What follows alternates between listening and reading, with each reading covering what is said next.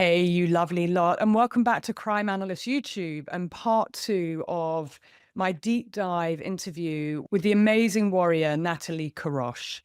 This is such an important part two of a conversation because whilst I was interviewing Natalie, she found out some devastating information that you're going to hear about in real time as she was still reeling from the news from the Ministry of Justice. And from that news, we've started a campaign. So we are going to ask you for your help. There are no passengers on Crime Analyst. This is about activism and amplifying voices, particularly those who are voiceless or who have been disempowered. And this is about public protection. This is about protecting women. So please do watch to the end of the video and I'll be giving you an update as to how you can help. It gets worse because there's no end to it, because Natalie received news about an early transfer for Babur Raja. So I'm not going to get into all the detail of it now because I want you to watch. And I will just say, look, I know this is a really tough watch, but we do have to listen to real cases as they are active. And you can really help be part of change and amplify Natalie's voice. So I know that it's tough.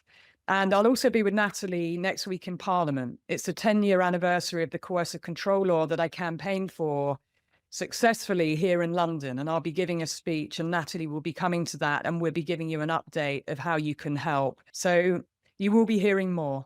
Also, I just want to let you know that I was utterly delighted to receive an honorary doctorate from the University of Law.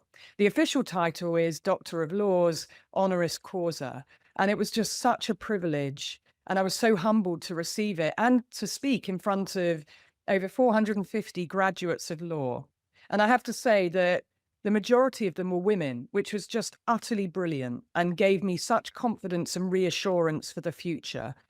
So if you want to hear my speech, and I was very overwhelmed actually, because I had my mum in the audience, but also they gave me a standing ovation and it was hard to hold the emotion back. Actually, I feel emotional just telling you about it. You can watch the speech on Crime Analyst YouTube. I've uploaded just the introduction by Dr. John Kerr and also my speech. So do give it a watch. I think it's quite important in terms of some of the knowledge and information that I share. Yeah, well, let's get into Natalie part two. I really want you to hear more. And I just want to thank you for being here. It really makes a huge difference. You know, when you click, when you like, when you comment, it amplifies Natalie's voice, and when you share as well. And also thank you for your kind comments underneath my doctorate award. I did read all of them. I try and comment, just acknowledge what all of you say. And it does take time to do, but I really appreciate all of you. And no, as I always say, if you want to super thank me, I'm not going to fight you. I'm going to thank you so very much, because every dollar, every pound really helps me create content that's meaningful. And together we can create real change to protect other women and children. So thank you for being here. Don't forget to subscribe so that you get the update on this case, but also future interviews on Crime Analyst. And with all that having been said, let's dive into part two with Natalie Queiroz, because it's one of the things that I feel very strongly about, that a woman's survival and resistance should not mean that somebody gets a lesser charge or a lesser sentence. And I find it very egregious when there's an attempt murder charge or even child destruction charge, when the intention is so clear that he meant to kill. And those things should never be conflated, but they are consistently, and it works in the favor of the perpetrator. And as you know, it has a very serious impact on whether there's a trial or not, and equally what the sentence then is, and then what happens regarding release, because it always comes back to roost if there's a shorter sentence. And perhaps we'll talk about that part in a minute, because I just want to focus for a moment. You go into hospital, they get you there, you have 5 minutes to live, they put you into a coma. What happens next for you in terms of, you know, when you regain consciousness and are able to see your family and just trying to put these pieces together? What happens for you?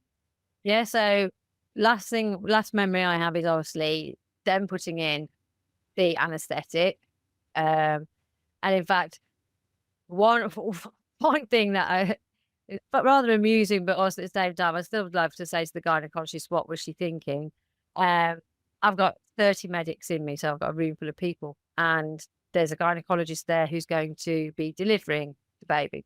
And even though they thought at this point, and we all did, we'd taken it that she was gone. And they actually did only deliver in theatre in emergency to actually save me. They were quite honest about that. They didn't deliver her to save her, they delivered her to save me, because of the pressure on my system. And I remember this gynecologist being there, and she goes, Natalie, we're going to put in, my last memory was this woman saying, I'm going to put in a catheter.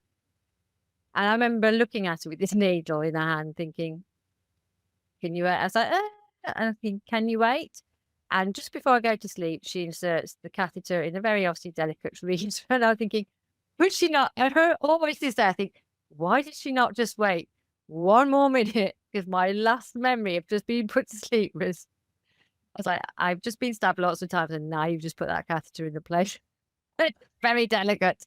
So my last memory is going to sleep with that happening. And I come around the next day, and it's a very confusing picture because obviously you wake up, and if you've ever had surgery, you know that feeling of waking up and you're very disorientated anyway. And I remember waking up and a nurse saying my name repeatedly. The first thing I'm thinking is, I'm alive. I remember literally thinking, oh my gosh, I've made it. That then changes bizarrely a day later, where basically they tell me that I'm still critical for the next 72 hours, which is a bit of a weird thing to tell a patient, because it's kind of saying to you, I remember almost being told, but you still might die. So I was there celebrating that I was alive, but then they're telling me, you're not out of the woods yet. And you're like, oh, brilliant. I remember actually counting down to the Monday. When I got to the Monday and I was still alive, thinking, well, I've made 72. Hopefully I'm going to stay alive. Yeah. But yeah, weird, like little countdown. So she's telling me, so this woman's talked to me. She was telling me, Natalie, do you know where you are? Do you remember that you were at the Queen Elizabeth Hospital? Do you remember you were stabbed? And I was just like nodding along. And then she tells me, so bear in mind, my head's all fuzzy and everything else. I'm taking on board that I'm alive. She suddenly goes, and you've got a baby daughter. She survived. So you're kind of like, what? Because I'd taken it, I'd blocked it out of my head. When we're in the air ambulance, they said to me, they only asked me once, they said, Natalie's the baby moving. Now, I'd been stabbed multiple times to the stomach. So something I'd blocked out of my head. And I remember just saying to them, no. And almost like, as in, I don't want to talk about this. I just went, no. And they never asked me again. It was almost like a silent acceptance in that helicopter that she died. That is awful to say, but that is honestly how we thought. And it was never spoken about. So here I am being told your baby's alive. And it's like amazing, incredible, but your brain's kind of going, what? Like, and also because you delivered whilst you're under general anaesthetic, I'd had 2 natural labours the first time. You're kind of like trying to process that this baby's no longer in your body, but you haven't had labour and you haven't delivered this child, kind of thing. You had no contractions. So I'm nodding. And then she said, but she's in a different hospital. She's in Birmingham Women's Hospital in neonatal intensive care. So it's a totally different hospital. And we have to prepare you. She's fighting for her life. She's in a coma and she might not make the next 48 hours. Which is a lot to take on board when you've only just woken up and you've kind of gone on this, I'm alive. Okay, what about my children? Oh, you got a baby. To, oh, your baby might not make the next 48 hours and she's fighting for her life in a different hospital and you can't see her because you're obviously attached to machines and can't get out. So it's all this horrendous news that within the first few minutes, she maybe didn't say it in that time scale, but that's my memory of it. Like it was all instantly said. I'm looking around the room for my family because in the films, I think I said this even when we were at Crime Con, in the films, everyone has their family around them when they come out of a coma. It's always, oh, she's awake. And my family weren't there. So I was a little bit miffed. I thought, really, guys, could make the effort. But I remember literally lying there thinking, where is everyone? And all I could see was police officers. And I work alongside the police now in the professional role that I do with the Police and Crime Commissioner. And I always say to the police, no disrespect, but you were the last people I wanted to see at this particular point because there's guys in suits who were CID, obviously, and there were uniformed officers. So all I can see is police officers in this critical care. Because I'm in critical care, machines beeping, tubes hanging out of me, take on news, and I'm now thinking, where's my support? I just want to see, you know what I mean? I just want to see, and at this point, I want to see Bob. I want to see Bob. I want to see my mom. I want to see my sisters. And they're not there. What I later find out is that my family were being kept away from me because it'd been in the news overnight. It hit BBC News, National News, etc., ITV, all the main channels, Sky, everyone covering it. So there's been a lot of public media discussion. So therefore, nobody was allowed to talk to me. And you always forget this part, that victims are also now number one witness, which means they can't be a normal patient, I guess is the best way to put it, as in the person who's going to get lots of love and care and support, because you now have to have a police interview. And nowhere in life would you ever come out of a coma and the first conversation properly that you're going to have is a police interview. And that's what I had to have. So I was in and out of consciousness, and when I was awake enough, they just waited for me to be awake enough. They said, Natalie, can we talk to you? They asked me what I remembered. I told them. And then they said, do you know? And I said to them, where's Bobby? Where is he? Something like that. And they said, Natalie, we're really sorry to tell you, but the man that we arrested on the scene and they were holding at some police station, charged him with attempted murder, obviously, attempted murder of your little one, is your partner, Bobby. And they said, we're holding Babur Raja under arrest. And I remember it was so awful.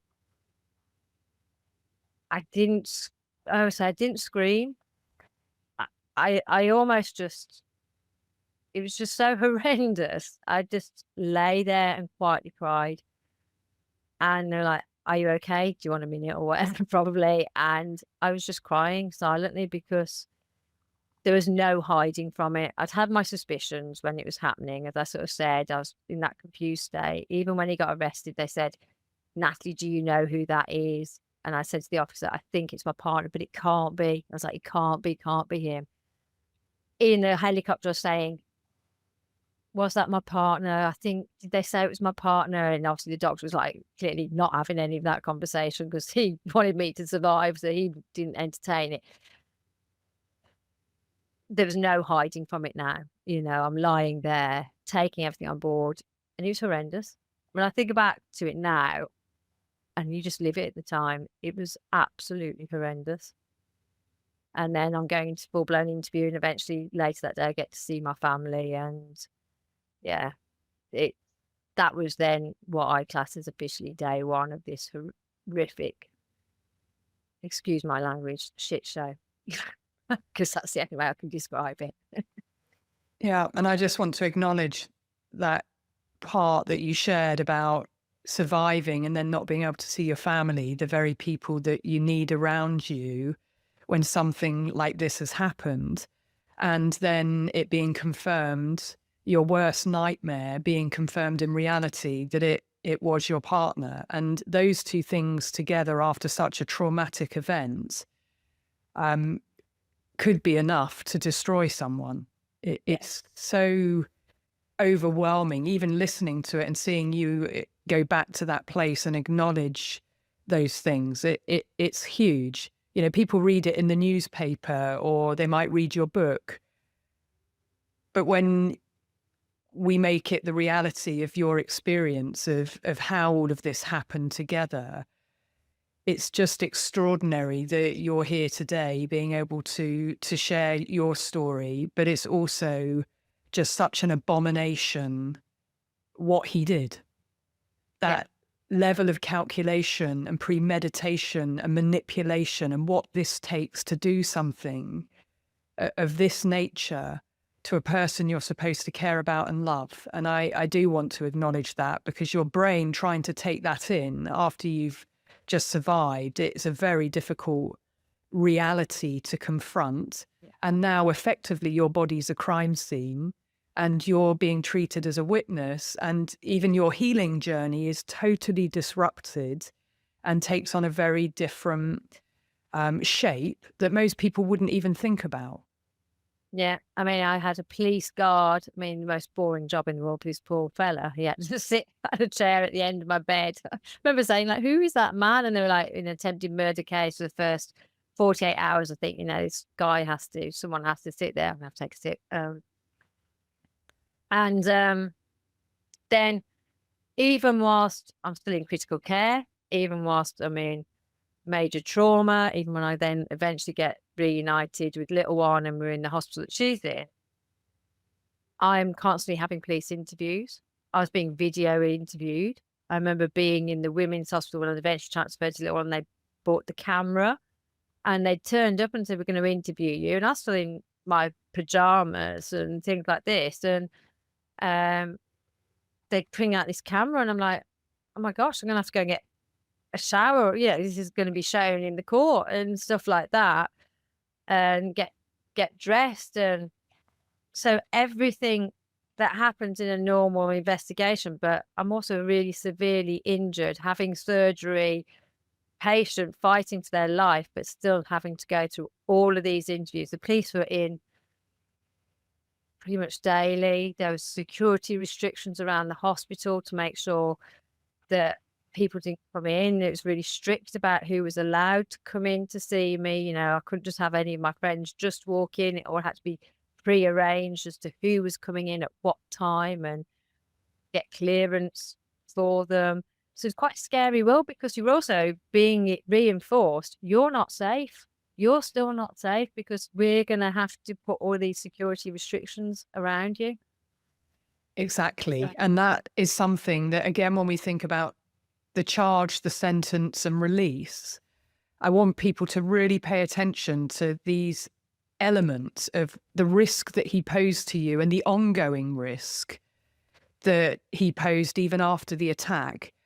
The other element also is, thank goodness the baby survived. You are a new mum, you're in this traumatic situation, and the baby survived. The 2 millimeter injury or incision from the knife missed your daughter by 2 millimeters. Yeah. Which is just, again, 2 more incredible. Yeah, 2 more millimeters, she'd have been killed outright. He cut the blood supply off to her. So when they C-sectioned me, cesarean sectioned me to get her out in emergency, so they literally had to slice me completely open. But when they got her out, she wasn't breathing. She wasn't responsive. She was floppy. It's all credit to the medical team of paediatricians that were there that they managed to resuscitate. It took nearly 5 minutes and various attempts to get her back. But then they realised she's got severe brain damage. She can't swallow. She's got no gag reflex. She's got no reflexes at all. So they put her into a coma and cool her body down, and they cool their body down to preserve the brain. So they cool them down by about 3 degrees they cool her down. They rush her to this other hospital. And my first prognosis I'm given is she's got severe brain damage. They've done a brain scan. Again, horrible thing as a mom to see as a small detail, but a week after it happened, still not reunited with her at this point. She's in critical care and I'm in my hospital, as it were, both in separate hospitals. They took her to Birmingham Children's Hospital to do a brain MRI. So she was transported in a specialist critical care ambulance for, a paediatric neonatal ambulance with one of their neonatal nurse team. And to this day, it still really hurts that she did that journey with a nurse and I wasn't there. And they did actually offer a friend in my family to be there.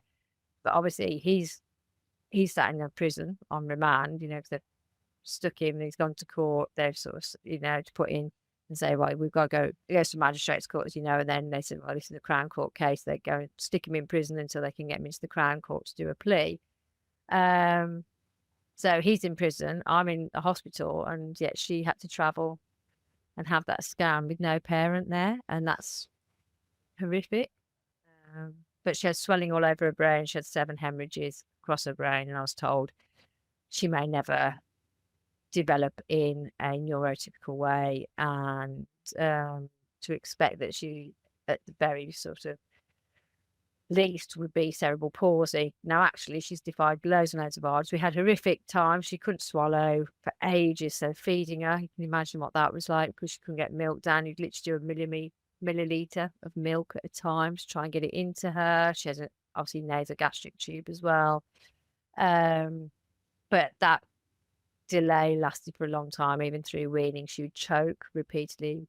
To this day, she still does have issues sometimes with eating, just chewing and things like that.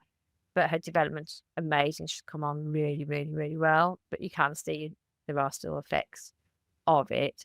And that's without even going to what the psychological effect will be when she clocks exactly who the person was. So it's all yet to come.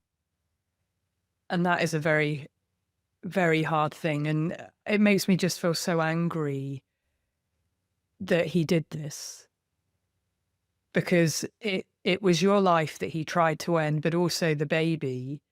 And as you say, you were denied anything normal of that mum baby experience. And in the moments where she needed you in the hospital, you couldn't be there because you were still in critical condition. And that is torturous. And I want to acknowledge that as a mum, of just how torturous and hard and difficult that is. And your journey is still ongoing, all because of an entitled man who decided, I'm just going to be very clear, rather than end the relationship, leave the relationship, walk out the door, he chose this. Yeah. He chose the ultimate thing that we didn't fit into his plan. He's the life ball charade that he'd created, that charade was falling down. And all of the charade was his own doing, this whole creation of this persona that, to be fair, he'd always played this act, I think, all the way through, even from when I look back now from when we were teenagers. He always came across this certain way. Everybody thought he was this lovely, nice, gentle, well-spoken, well-educated man. But there were so many untruths that have come out about everything. So I think he'd created this perfect persona, true psychopathic style. He created this external appearance. And when that started to cave in, you got to remember a couple of real basic facts. He'd never married. He'd never lived with anybody. So when he was living at home with his mother. His dad had just passed away when we got together as a relationship. So he lived at home. His family said, his sister told me after the event, we knew that Bob lied, but we didn't know how bad it was, but we knew it was bad. I knew it was bad, she said. He lied about a lot of things, but mum and dad always bailed him out and they always covered for him.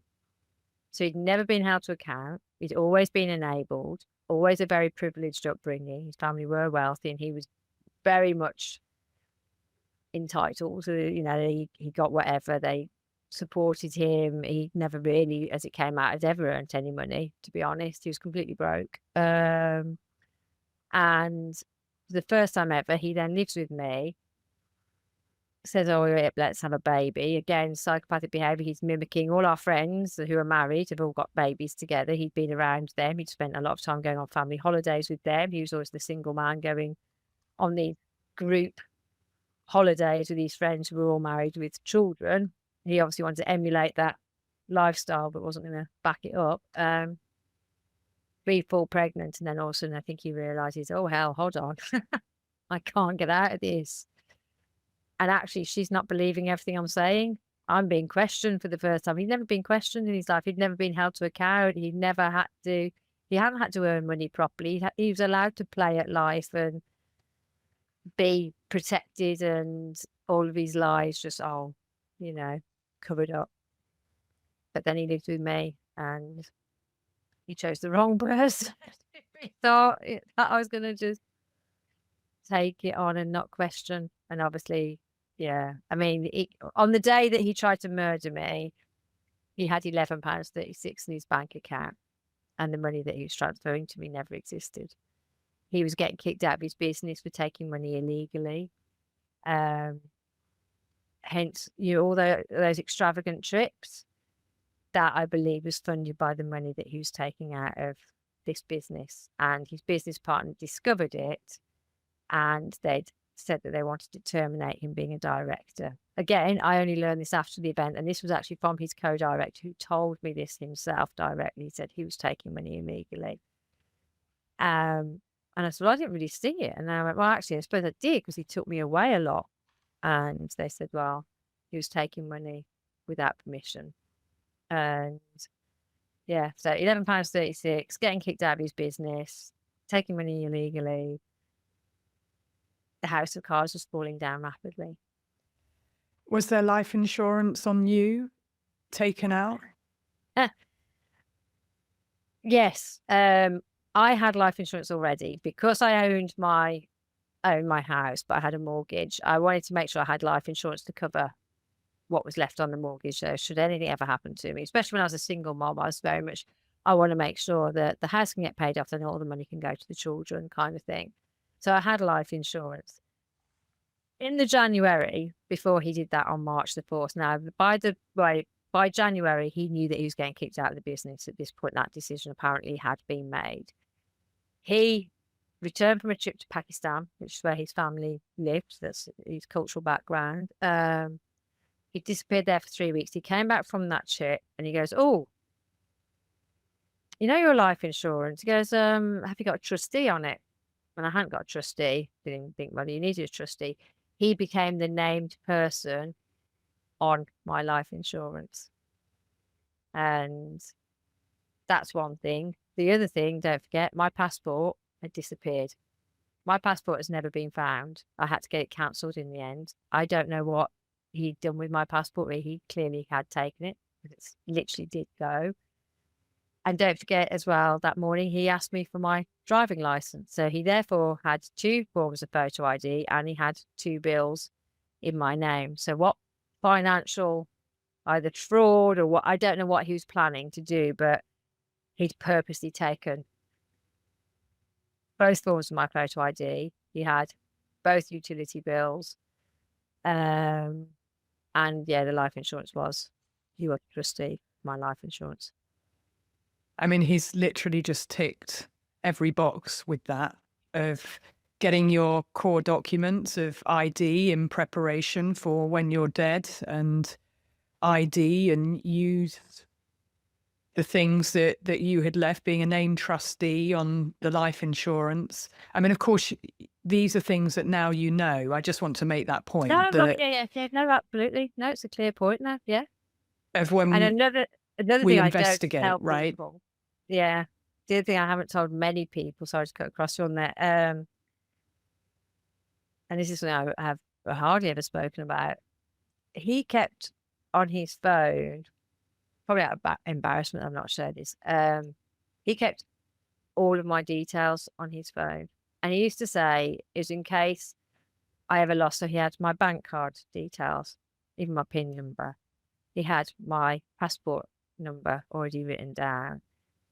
Anything that I had, probably from bank account numbers, he had it all like in a file. And he said, oh, I keep this for my mum as well, because then if any of her details get lost, I've got a copy of them all and on his phone. And at the time I remember going, that's a bit weird. Why do you want, and he had passwords like to my Facebook, things like that. He knew the password to my Facebook. I didn't have Instagram, I don't think, or if I did, I didn't really use it, but yeah.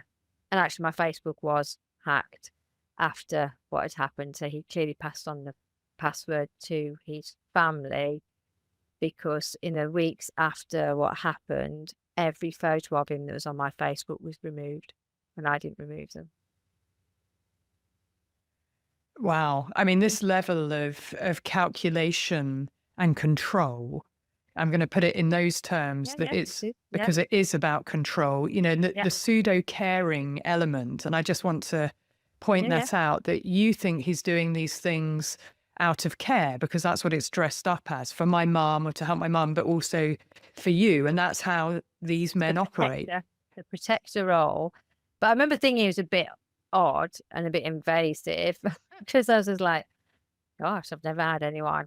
But he did it on that protector role. And I look back and was I craving that? Yeah, probably was. You know, I'd obviously had the marriage breakdown. I'd had some fairly interesting characters on that's the best way, most diplomatic way I can describe it. Interesting characters from internet dating. So he was literally safe protector, which obviously when you're pregnant as well, and you kind of want that reassurance, protection, because we're going into quite a vulnerable time. I was going to be on maternity leave with all of my friends had their babies at the same time as I'd had my first two. So I was actually going to maternity leave quite lonely and isolated because I was an older mum. You know, I was going to be 40 years of age when I was 40 years of age when I had a, you know, people that were having babies were in their early 30s or something. And so I already knew that a lot of them were in baby classes, especially because I'd gone through it the first time with the first two. I was like, oh, I don't know if I can face those again. So I was going in. So having that protector role was probably something in me that I craved at that point. Yes, and I suspect he understood that. And you mentioned psychopathic traits. And when I listened to you the first time and now listening to you again with some of these gaps filled in, I do believe it's not just about entitlement. It tends to point in the direction of psychopathy to be able to do these things, and the planning, the premeditation, the calculation, the commitment, all these things to be able to do that. And as you described, maintain a very normal front. That's a difficult thing to do for a person who isn't a psychopath, right? Because there's leakage, there's all these other things that happen. It's very hard to maintain, you know, the steady phone call where nothing seems off or out. And he is talking to you just minutes before he intends to stab you.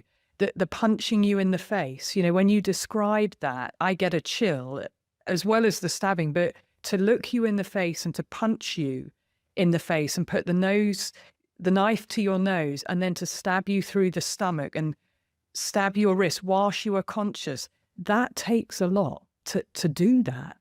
And he was unfazed in these moments, which tells me about who he really is as the real Babur Raja, which is his name, his legal name, right? But his nickname's Bobby. And why I say his legal name is because he will come Babur out. Raja is like, yeah, that is his name, yeah. And people should know who this man is, because he sounds like a comedian in terms of how he presents, how he appears, and that he's very plausible. Because I don't think you suffer fools gladly. I think you've got a pretty good radar from getting to know you.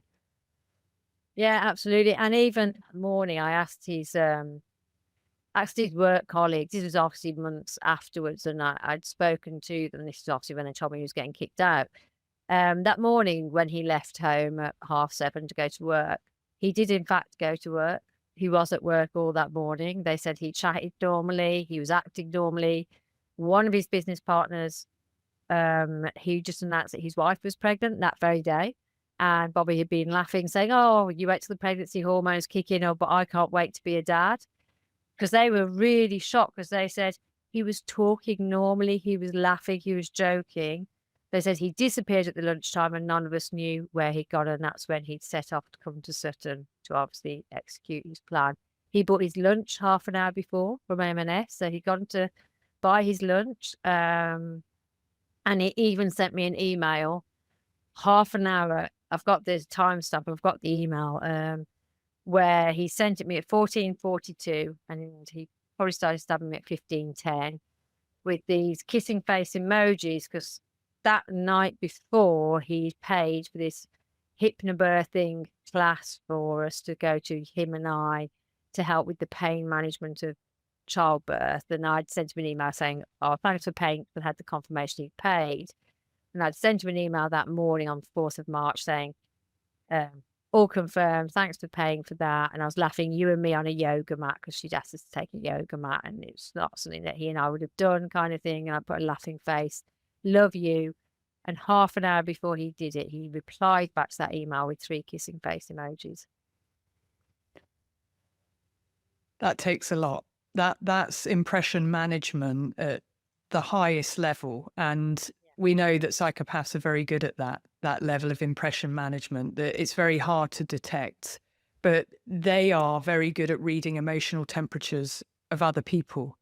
They can dial right into vulnerability and gauge someone's emotional temperature, which is how they manage to lure you in the first place, of being able to present as all the things that you want that person to be. And only when we're dating them, we don't have that in our heads. We have a totally different thought process of finding a like partner, someone what we should all be thinking is equal to, greater than. But Yeah. you knew that maybe the startup business wasn't far along, and we give people a lot of, when they're an entrepreneur and when they talk the talk, and you want to believe them in terms of, this may take a bit of time and you were successful already, but there is an imbalance going on in terms of where you are in life and where he is. And just hearing that bit about the family, the sister saying that we knew he lied, they just didn't know the depth of that, but the parents enabling him. Is he the eldest son, or in terms of the Yeah, structure of the family? he's the oldest boy. He is from a Muslim family. He blames the Muslim culture. If anyone looks at my story, it's repeated. I'd like to reiterate, especially in current climate of the world at the moment, it was not because of his cultural background that he did this. However, the fact that he was the oldest boy, he was very revered. His siblings, his sister told me that he was treated completely different to the rest of them. He was the golden child. His dad had been married before. When his dad lived in Pakistan, his dad had married before and had 4 girls. He then married Bob's mom, who was a lot younger, on the hope that she would produce a boy, and they moved to England. Lived in Sutton Coldfield, so they were an affluent family living in a nice area. And she has Bob. So Bob is the long-awaited son as far as his father's concerned, because this is his, 5th child, and at long last is a boy. His mother, obviously, this is the child. Weirdly, say weirdly, but I believe the age gap between his mum and dad, his dad was in his 40s and his mum was only 21 when she had him. I think the age gap between Bob and his mum was smaller than it was between the mum and the dad, if that makes sense. So as Bob got to his sort of later teens, I knew that he accompanied his mum to everything, because his dad wasn't interested in going. His sister told me this. Dad wasn't interested. So Bob sort of stepped into the mark, and his sister even described it.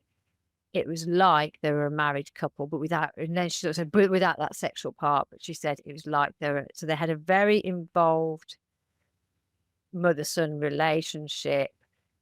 She protected him, upheld him. So did the dad, very much so. There's examples given me about the disparity of how he was treated versus his siblings. I've heard stories about him taking his sister's car, promising her that it was he was insured on it, and she kept questioning it. She was heavily pregnant with her first child at the time, going, Bob, I don't want to be without my car. He's like, no, I'm insured. He took it to London, had an accident that he caused, I believe, but he was in a car accident, whether he caused it or not, but he was in a car accident on the motorway, and the car got written off. At the scene of the accident, he gave his younger brother's name. I've only learnt this since, and the sister of it, and he wasn't insured. So the sister, in effect, lost her car, but he was never held to account for any of that. So I think that sort of shows you the upbringing and background that we're talking about. Absolutely. And the fact that he doesn't think twice about giving his younger brother's name. Oh, I know. He didn't care about the fact he's throwing him proverbially under the bus, because obviously the younger brother wasn't insured either. But yeah. So he gave the wrong name at the scene of the accident and wasn't insured. Yeah, and unfazed by it, destroys his sister's car. One of the things that stood out to me, and we're go back to you meeting him in prison, but one of the things that did stand out to me was just his intention about picking you up and meeting with you, and it sounding like he really cared. And you're saying, no, I'll walk. It's fine. I'll meet you there.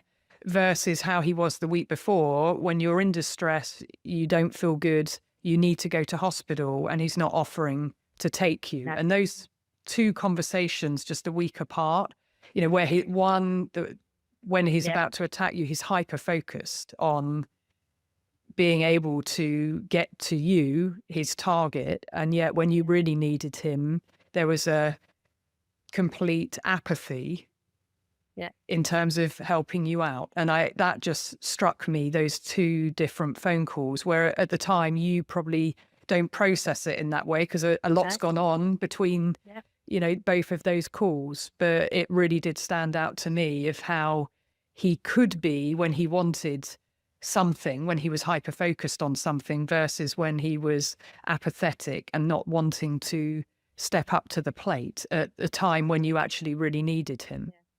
And that was because he's playing, in inverted, because he was playing that saviour role in his family by the fact he was going to pick up his sister. So isn't Bob great? Because in his family's eyes, his mother and siblings, Bob's gone to pick up the sister. Isn't that really lovely? Because obviously they've got no idea that I'm going into hospital, kind of thing. So they've got no idea that I'm pregnant. But he just kept playing all of these roles. I mean, to show the level, by the way, of his lies and manipulation, even the car he drove didn't belong to him. So the car that I believe is, and I bought a private number plate because his dad had passed away. His dad had a particular number plate, and I bought a private plate very similar to his dad's number plate. It's a bit of a, bit of a tribute to the fact of him losing his dad. And he goes, "Oh, Dad has had this number plate when we were younger," and I managed to find a plate that was really similar, and I bought it. And he never put it on the car. And I kept saying, "Why have you not put that plate on the car?" And he kept saying, "Oh, because I want to get a bigger car, for the family. So I'm not going to bother putting it on this one because I'm going to sell it." He never owns that car. That's why it was never on there. I didn't know that's laughter. He actually had two cars, one which was on the drive, one which he came to the attempted murder in. The car that came to the attempted murder, obviously the police had seized for evidence, to do the forensics. The other car was sat on my drive. So whilst I was in hospital, that car had to actually be towed away because it didn't belong to him. Wow. So he really was smoke and mirrors. I mean, in terms of everything, literally everything was a lie. It got horrendous at one point because I remember going, "Is there anything that was true?" Because that's literally to the point that I got to.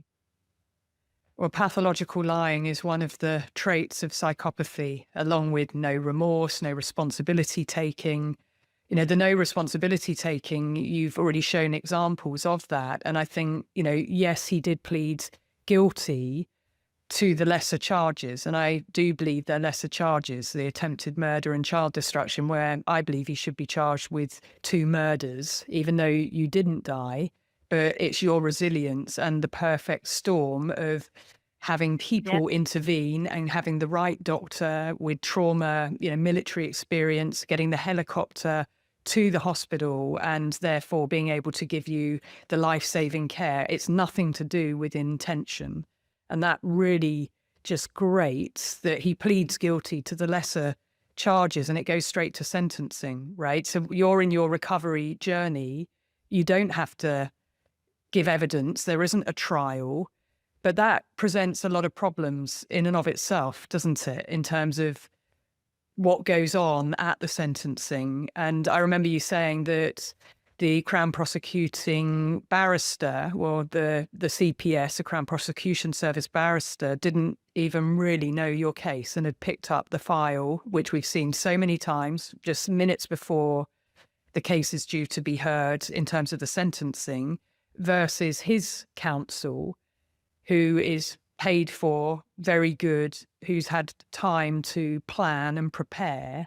And so you've got these two very different things going on for both sides.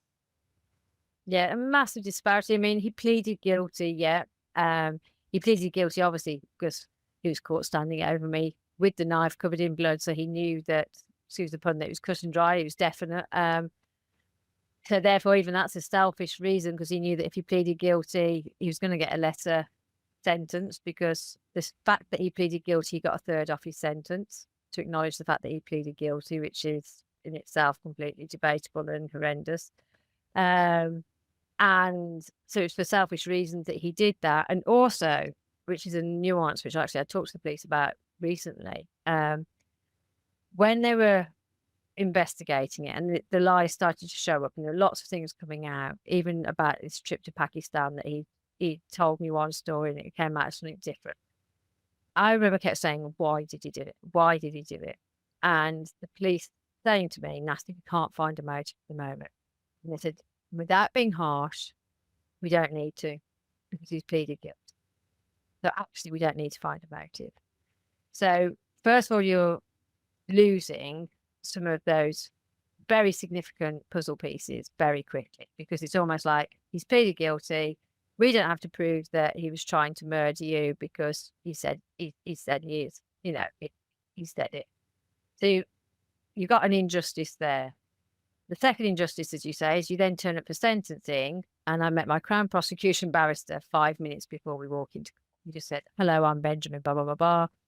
I'm doing your case today."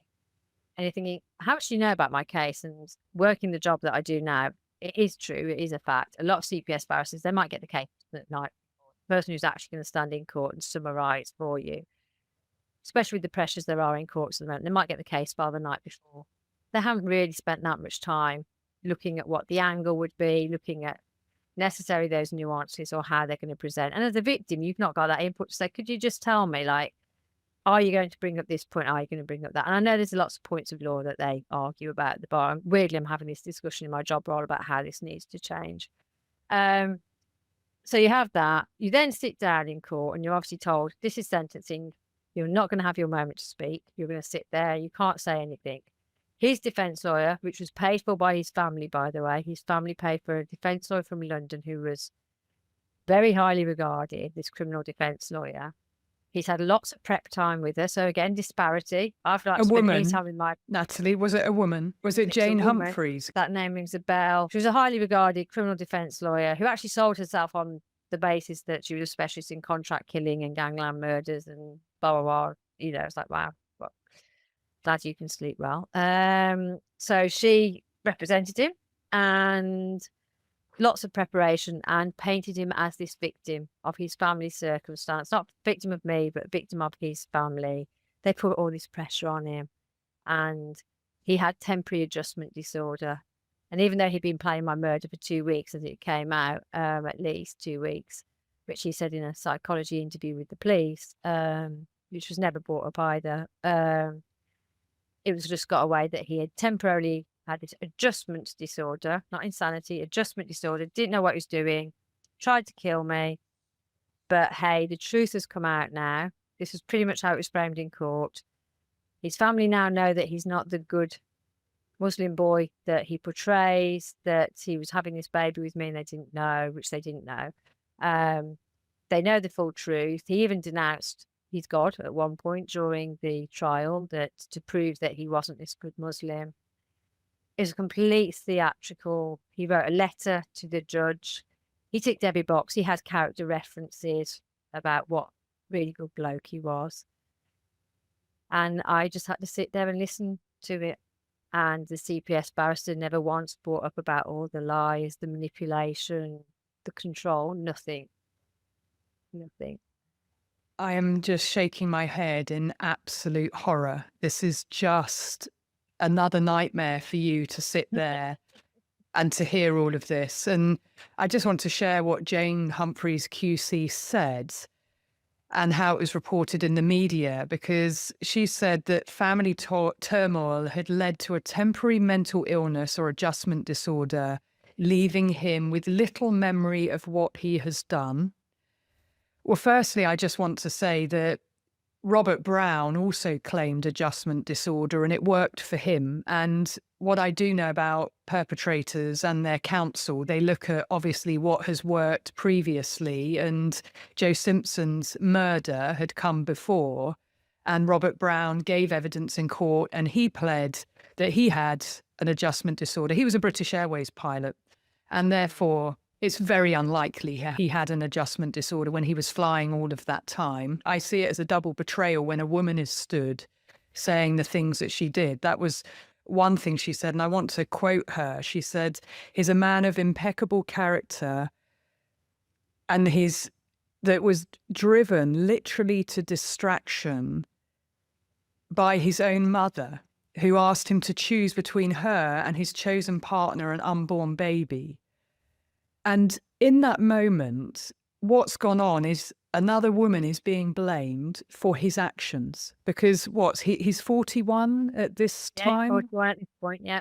This 41 man, has always turned down arranged marriages as well, which is quite a key point, is that it's any introductions that family did, you know, in terms of arranged marriage, he had turned down. So he'd made it very actively clear his stance that he was not going, you know, that he was going to choose his own partner through the course of time. I mean, it's just so egregious that another woman is being blamed for his actions and that lack of responsibility taking yet again, even in court, and you have to sit there and listen to it. And look, I'm not interested in one sense in the family dynamics that's behind the scenes because this is an active choice that an adult man has taken. We all get pressure from people in our families of judgment or things that they disapprove of. And that is not a reason to do what he did in such a calculated, premeditated way. And even the judge, Judge Simon Drew, acknowledged that, not in the terms that I say it, acknowledged that you chose your mother. And this is a quote from Judge Simon Drew. Once you chose your mother over your partner and child, you resolved not only to terminate the relationship, but to terminate them. So even in that statement, he is acknowledging the mother's role, which is, to me, so egregious that he's not just totally laser focused on the active choice that this adult man took that was so catastrophic to you, Natalie, to your unborn baby that's still now as a child dealing with the legacy of what he did, and the rest of your family who can never unsee or never unfeel the things that they did because of what he did, the fear of you dying. Yeah. And the judge is acknowledging this man's ridiculous, pathetic excuse that he is in some way a victim, that the Darvo that's gone on there in court. I mean, the judge did say one thing, that this was a deliberate, premeditated attack designed to kill and destroy your partner and unborn child. And absolutely it was. But for me, it's egregious that a woman is blaming another woman. And that was reported on in The Guardian with the headline. The Guardian's headline was "Man driven mad by mother, jailed for stabbing pregnant partner." Yep. Just Absolutely. unbelievable. And why I bring the headlines in is because that's what people then attach to the case and think, oh, well, it's the mother. It's her fault. And I'm just so sick of women being blamed for men's behaviour and their actions and what they choose to do. Yeah, and I have had it said to me so many times, well, it was his mother's fault, wasn't it? Like, no, it wasn't. It was not. And I've always said, because what you've said quite rightly is that people not approving of people's partners and pressures in relationships happens no matter what your cultural background. All cultures, all different religions, all different walks of life. He made the active choice, knowing that his mother wouldn't approve, to not only date me, but live with me, have a child with me. He knew already his youngest brother, by the way, he's got two younger sisters and a younger brother. And his youngest brother had married a Sikh girl, which in their religion is frowned upon, and had a child. His mother had disowned him, and he lived with that. He was like, this is my choice. He's in the finance industry. He's very successful from what I believe. And he made that choice of, if you can't accept me, that's your choice. And he stood strong. He stood strong in it all. He chose with his partner and his child and their life and stood up to, you know, that pressure, that family pressure.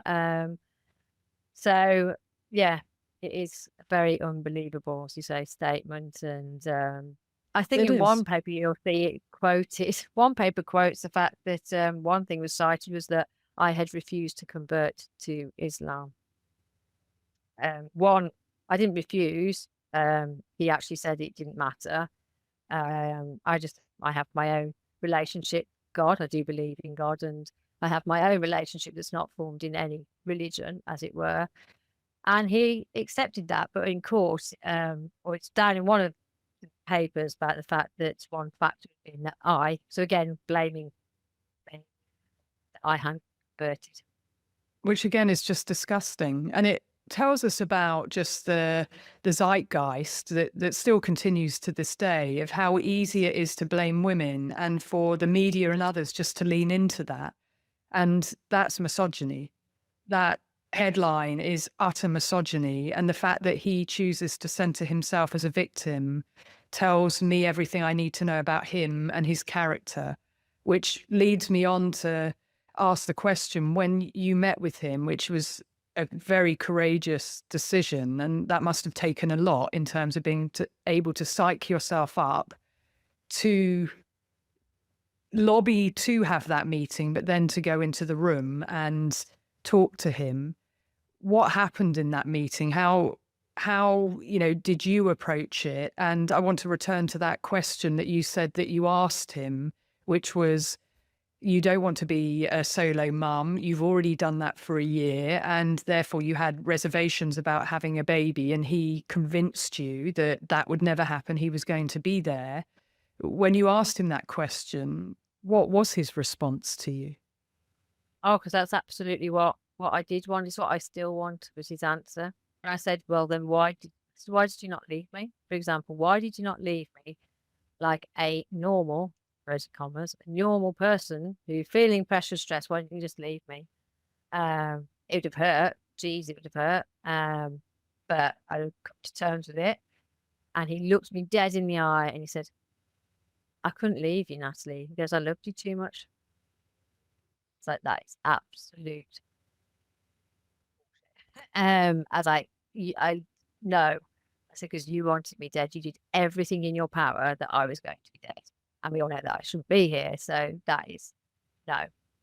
And he said, so as you say, it's a difficult journey to even face him. It's not encouraged especially in domestic abuse cases, for a victim to be their perpetrator. And I understand that, because obviously there's a lot of concerns around the pressure on the victim that could be continued on, a control that could continue on the perpetrator. Totally understand. On the flip side, for me, it was about getting the power back. For me, it was, I had to make him look me in the eye, because on sentencing day, he would not look at me. I wanted him to look me in the eye. I wanted him to explain it to me, because I was like, you left home as normal. I'd known him in effect 25 years. Obviously, we'd had gaps in that, but I was like, but my friends had continuously known him as well in that time. So I was like, you're going to tell me what the hell happened. And you're not going to get away with just not facing me. I thought, I'm going to make you look me in the eye no matter what. So when I was lobbying I didn't know about restorative justice, which obviously, as we know, is when a victim will meet their perpetrator and they talk about what happened, and it's for them to both get a sense of, the impact of the crime, etc. I didn't know there's such a thing. So once we got past sentencing, and I'd said to the police repeatedly, I want to face him. I hadn't been given any advice on how this was going to happen. So I wrote to him directly in the prison. Through our mutual friends, again, this is about, by the way, misogyny and everything else, I feel. His male friends, who I'd known as well all my life, and they were married to my female friends, they carried on visiting him. They carried on seeing him. They were like, put it to Bob. I can't describe how much that hurt. These were people who'd sat in the house with me, cried, they'd held the baby. One of them gave him a character reference, I later learned, which I still can't get my head around. And they'd visited him, and I remember them even telling me after they visited him the first time, we sat there chatting about cricket, rugby, and it's all a bit surreal. Wow. That's a lot for you to take on. Yeah, and in the end, I distanced myself from them, because I couldn't cope with that any longer. But again, it's that enabling behaviour. So from them, I knew they'd contacted him. So I'd got from them his prisoner number. And I was like, how did you get to visit him? I want to visit him. I want to face him. So I just wrote to him through email@prisoner.com and said, get me a visiting order. I'm going to come and face you. Unbelievably, it got through HMP Birmingham's filters. Great filter system there. And he wrote back to me. Again, got through the filters. And it was only when he asked for a visiting order that they suddenly thought, oh, hell, this is the victim that's coming in to see him. This was after sentencing, I hasten to add. That everything's all tied up legally, as it were. At that point, the prison then realised, so then they said, no, she can't come in on a visiting order. He wrote back to me and said they won't allow it. So then I had to go back to the police and say, it's being blocked. And they were like horrified. And what do you mean you've written to him? There's this process called restorative justice. And that's when they put me in touch with the probation service, who then started, and they gave me the pre-warning, this will take a long time, blah, blah, blah, blah, blah, blah, blah. And I had to go through, and my God, I had to fight to get to face him. But during that time, I was wanting answers. So I carried on writing to him to get answers, basically, sort of like for him to know how much damage he'd caused, to really lay it in like this. And the emails I got back, oh my days, I've got copies of them. He wrote things like he was proud of me. He knew I'd get through this. I was the only woman that he wanted as the mother of his child. I was the only woman that he wanted to be his wife. And even though he knows it's not going to happen now, he still hopes that I would be his wife. But he knows that it's not going to happen now, which is really good self-awareness. That my scars were my stripes. He actually used those words. Your scars are your stripes. So basically saying that shows how brave I was. And in more than, I think 2 or 3 times he wrote it, he wrote, you're not perfect, but you're perfect for me. And I literally have that in black and white from him. You're not perfect, but you are perfect for me. Which is a pretty low bar when you think he's a psychopath. Jesus, I hope I can do this. Yeah, I mean, and it's also his ability to center himself in all of that. Well done, you for getting through it, was basically he was telling me. Well done. Yeah, it's quite staggering, but then when you understand how psychopaths operate, it's not in some senses, and he's obviously still gauging emotional temperature and whether you could still be hooked in, because they like those moments too, to try and reel someone back in. Yeah. Because oftentimes, which is why restorative justice, we always say it's a big no-no for domestic abuse, coercive control victims and survivors, because they're already in your head. The head work has been done, and it's just a way to reel you back in, and therefore it's not recommended. But I think your situation and who you are, you know, cases should be seen on a case-by-case basis, because you were very clear that you wanted the story to end your way and not his way. And I think that that is very important, actually, as part of your journey. But he may well have seen that there could be a possibility somewhere in there, because you did have a baby together. She was born, she did survive, and therefore there's always going to be that.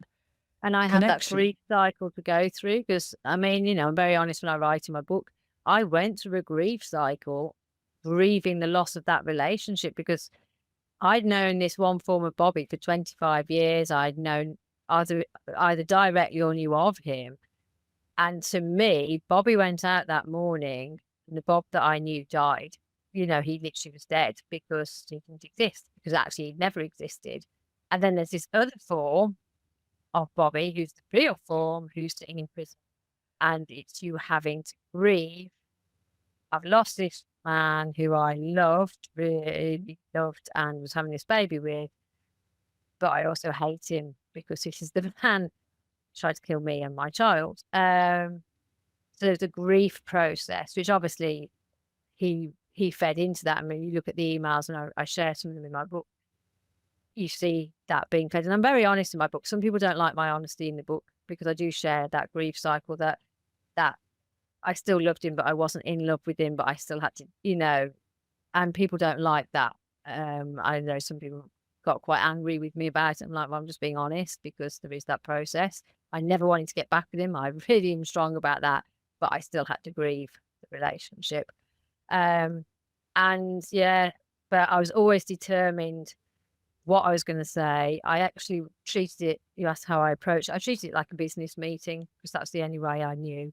I wrote an agenda and pretty much, and I had 4 sections that I wanted to cover.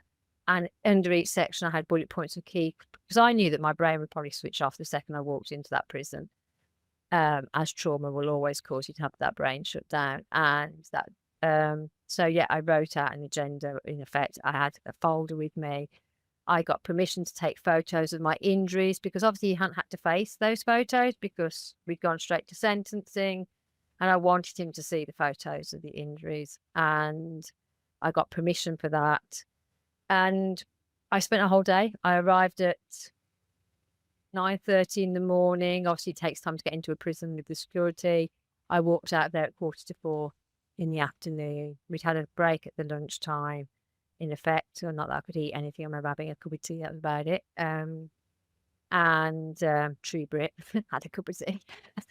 I have to keep the British going. I had a good cup of tea.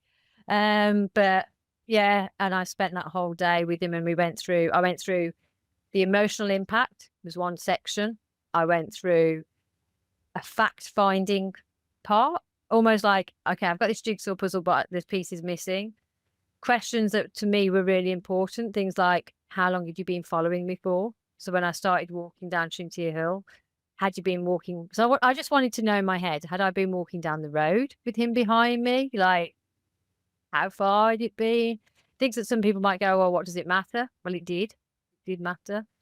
I talked about little one, talked about her, because we had obviously I've talked to her, which was basically around, you do not contact her, you will not have anything to do with her. When she's 18, she can make that choice if she wants to know more about you, but basically stay away. And then there's just a financial discussion at the end, which was, yeah, about as useful as a chocolate teapot to have that discussion with him, if I'm honest. But yeah, and that's how the day panned out. I had my little moment of glory. You have to read my book to find that out. It was quite a funny moment.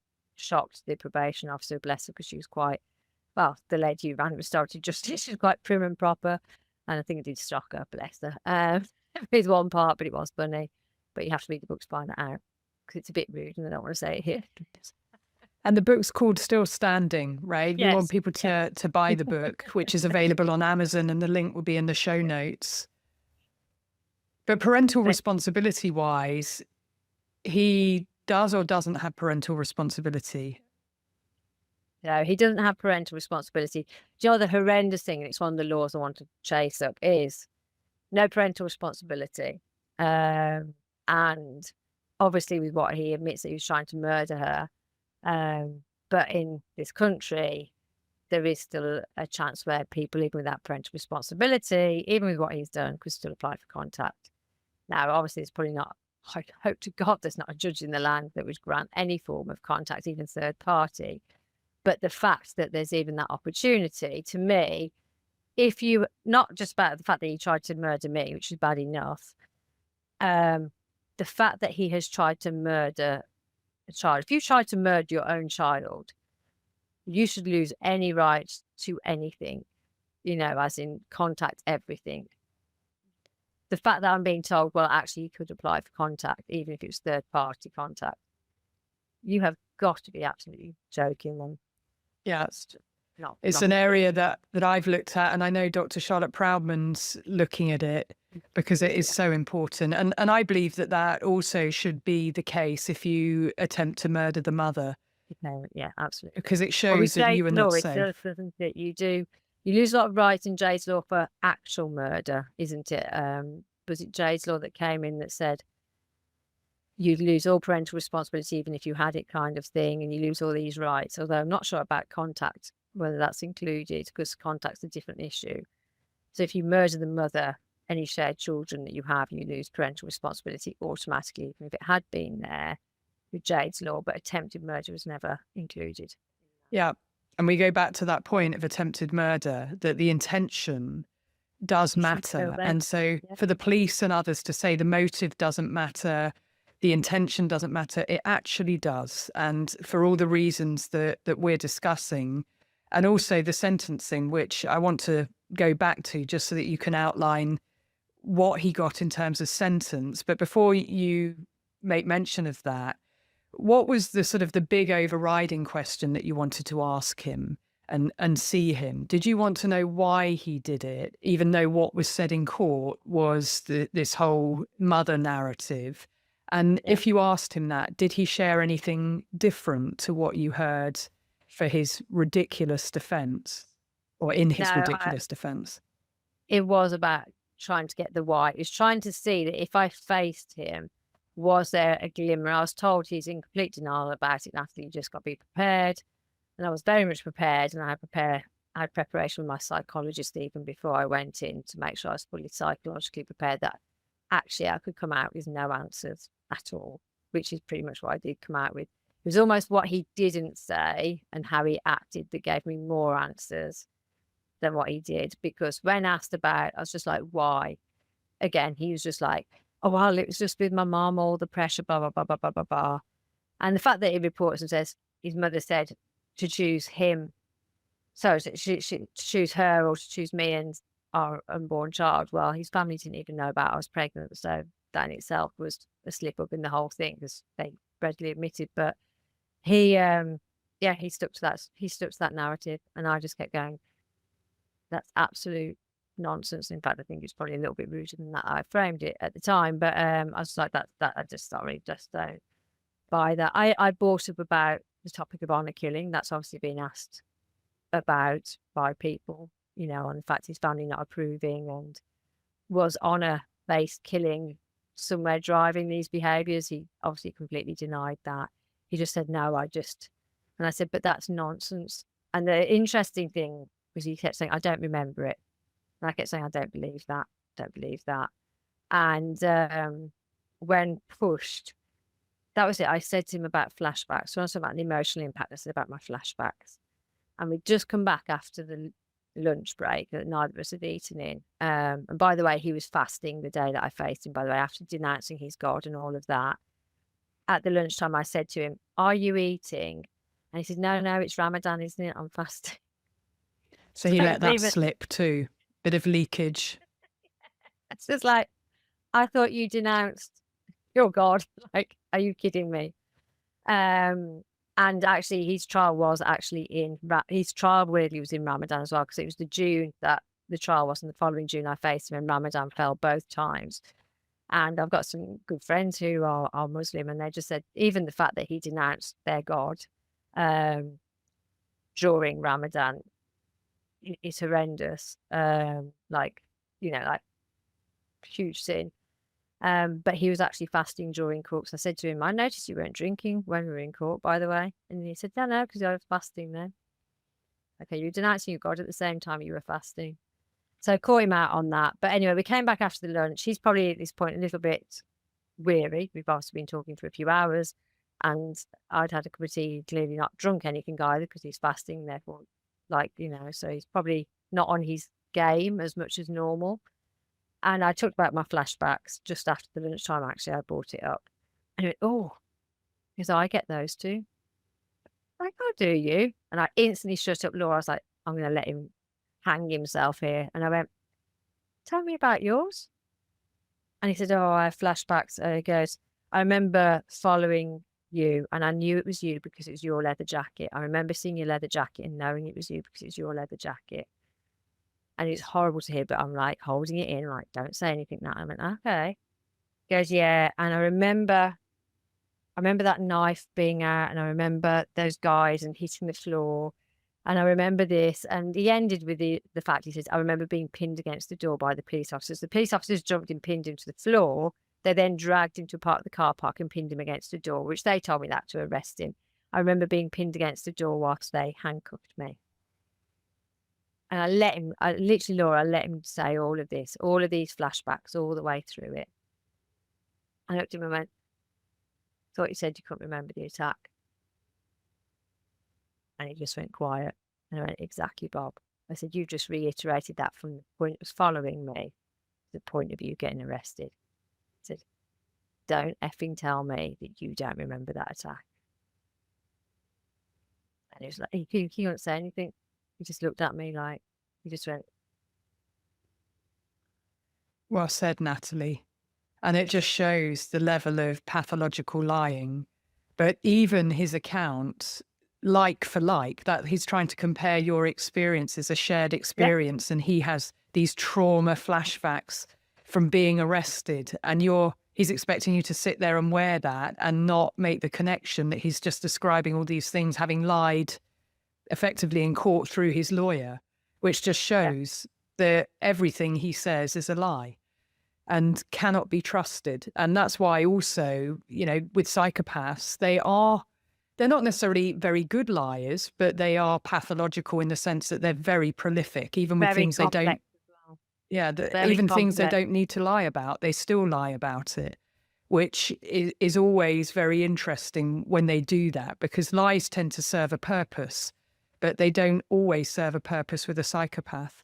But he clearly has been getting away with things for a very long time. And I just wonder what else he has done historically, even though, he may not have had many relationships or may not have lived with someone. I still wonder about what else he may have done historically, but also about the getting out piece when he gets out, because he was sentenced. And you talked about these character references that really make me angry, that, people say, oh, he's of impeccable character before this.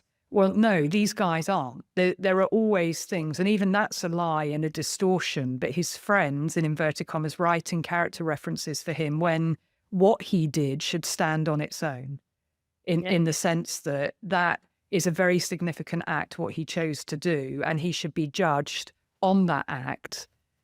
And there should be detail about the motivation and why he did it and how he did it. Because in this case, as you said, he was caught red-handed. It's not a he said, she said case. He was caught red-handed, which is the reason why it went straight to sentencing. And he should have to face and confront those things in court, rather than it just being a whitewash of a new narrative where he's centered as the victim, which for you, it must have been so difficult sitting there and hearing that. And I just want to acknowledge that for you, after everything you went through, you're then sat in court listening to utter bullshit about his story of why he did it. And even when you meet with him in prison, he's lying to your face and doesn't even batter an eyelid, probably, in those lies. And that's very hard for you to have to process. Huge control in the courtroom as well. So the setup of the courtroom is where he's brought into the dock, and it's as we always imagine, that sort of typical docker with the screens around it, the plastic sort of windows, as it were, or reinforced glass windows. So where he's sat, he's faced directly opposite the judge, and his counsel is in front of him. And where he was sitting, I would have been to his left. So I was sitting in the public gallery on the left. And I tried to do it so that I positioned myself. So I thought, I've got to surely get into his eye line. And he looked dead forward, so he would not once glance. When the judge was summing up and giving the sentence, the judge said, I want to get your surname right, Natalie. And the judge weirdly said, is Natalie's father in the courtroom? Because I want to get the pronunciation of the surname right. My dad put up his hand and went, yeah, I'm here. And everybody in the courtroom was packed, loads of press, everything. Everybody turns to my dad. And I was literally eyeballing Bob, thinking, right, now you've got to turn. And if you turn, you will catch my eye. Dead focused all the way. Dead focused. Didn't once. And his family was sat down. The hideousness of it is there's 2 rows of public gallery in this particular courtroom. Myself, my family, even my ex-husband, bless him, came to support. He was there during sentencing as well. Sat directly behind me, like literally their knees touching the back of me, was all of his family. His mother was sat just behind me.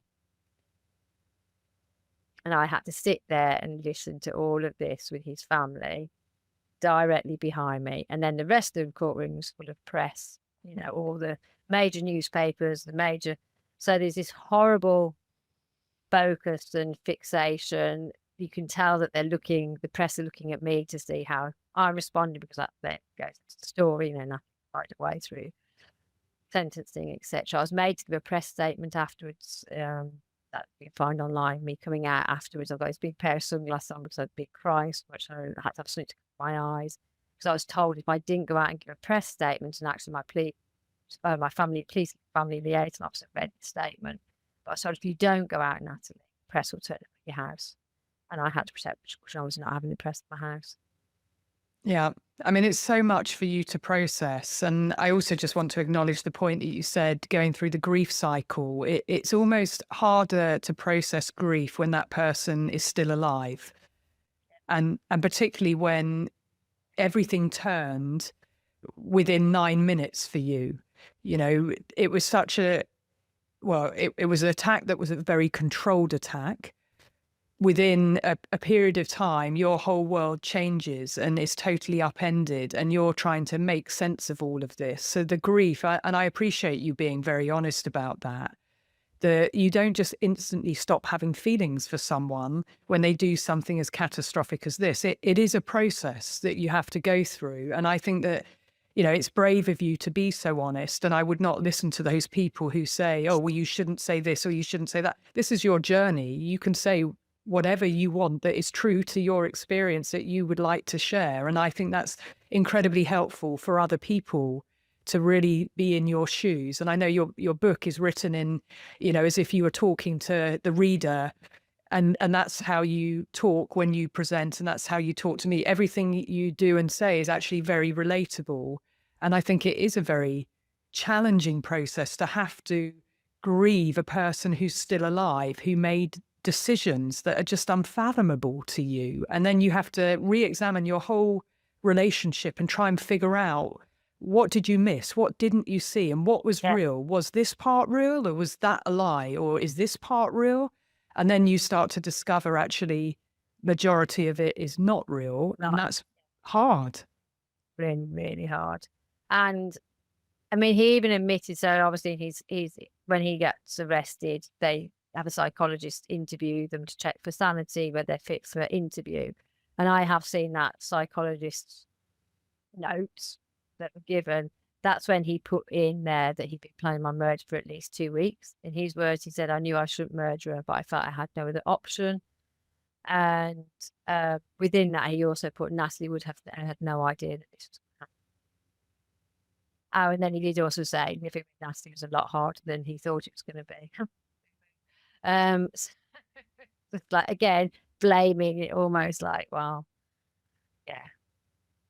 Yeah. And let's not forget, there were ABHs on passerbys. He had no qualms about using the knife on them either. And so, you know, again, it's traumatic for them. And, you know, it really does feel like you were let down by the criminal legal system in the sense of, you know, people acknowledge how horrific your experience was, the intention. You know, that's what I wanted to draw out in this conversation. He intended to kill you. That is absolutely crystal clear. And yet the whole criminal legal system seems to minimize that and now protect him, which I've seen so many times before. But the focus is on protecting him. And even taking into account previous good character is just utter BS. And his sentence was 20 years and then it was 18 years with a recommendation to serve 12. Yeah, we started at 30, got a third off for pleading guilty. So we went down to 20. The fact they said as well, for pleading guilty at the earliest opportunity, and that really got to me because he actually went no comment all the way through his police interview. And the first plea hearing, he deferred on the day. And he deferred because I later learned he swapped counsel. That's when he went to Jane Humphreys. So we had a second plea hearing. So he didn't actually plead guilty at the earliest opportunity.